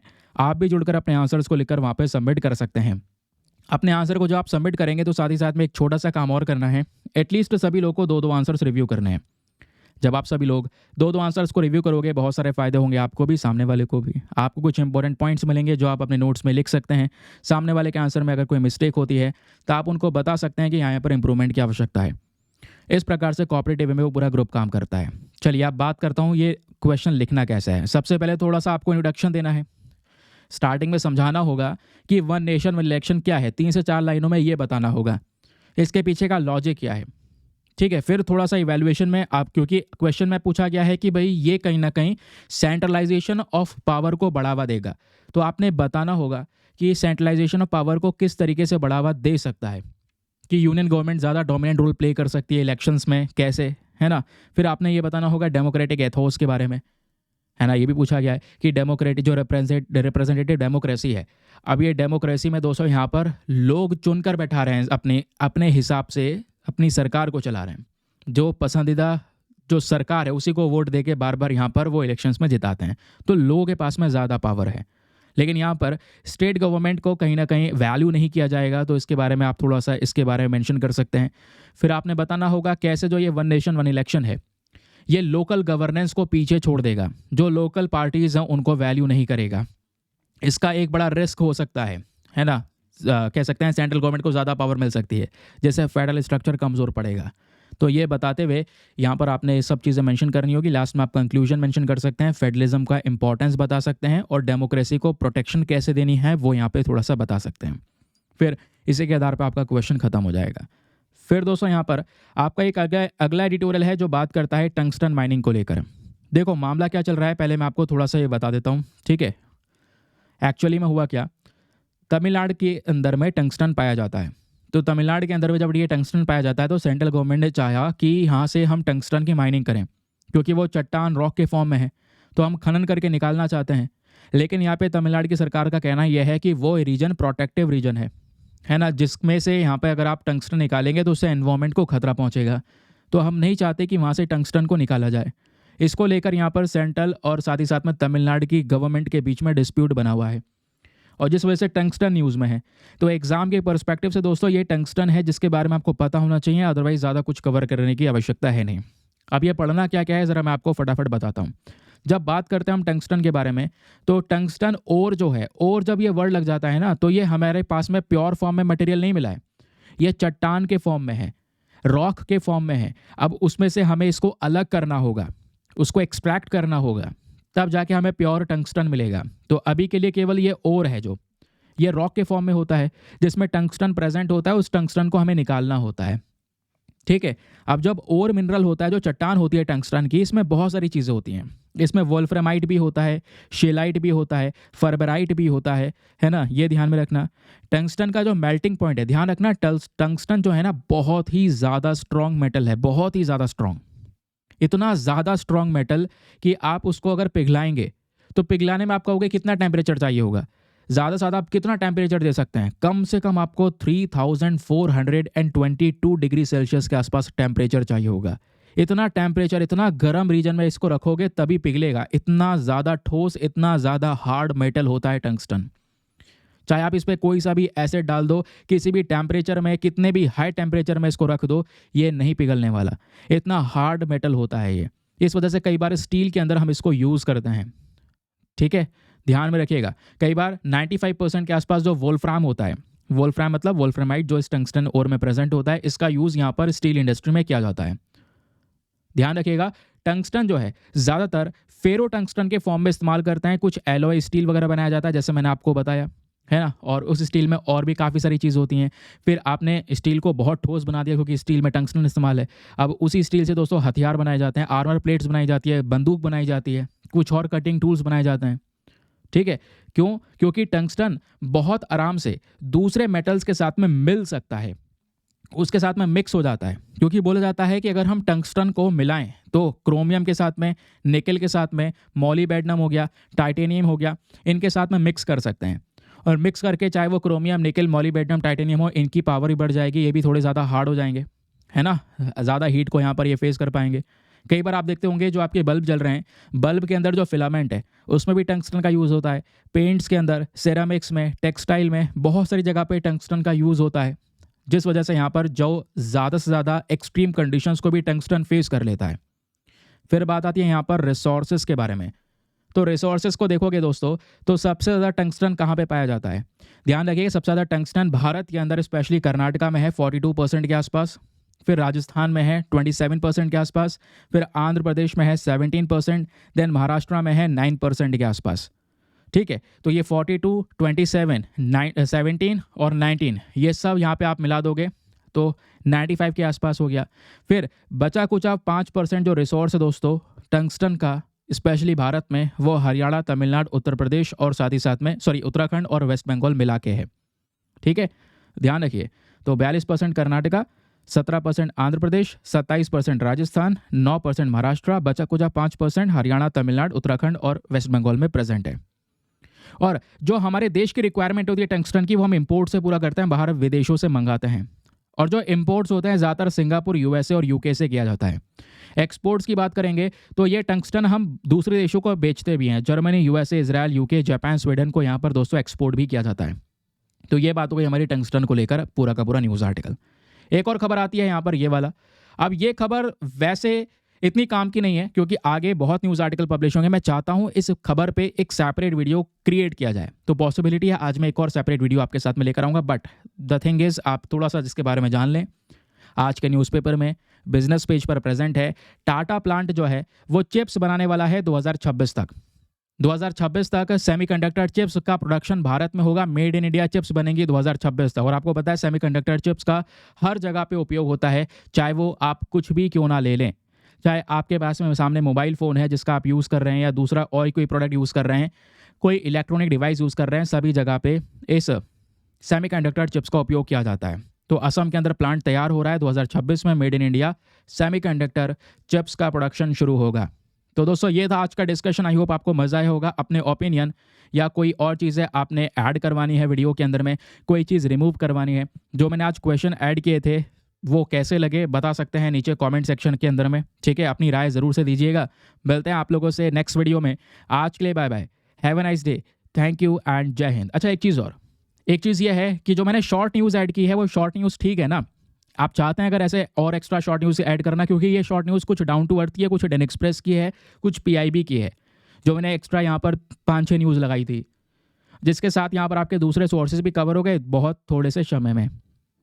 चलिए बता सकते हैं अपना ओपिनियन नीचे दीजिएगा। मिलते हैं बाद में, बाय बाय।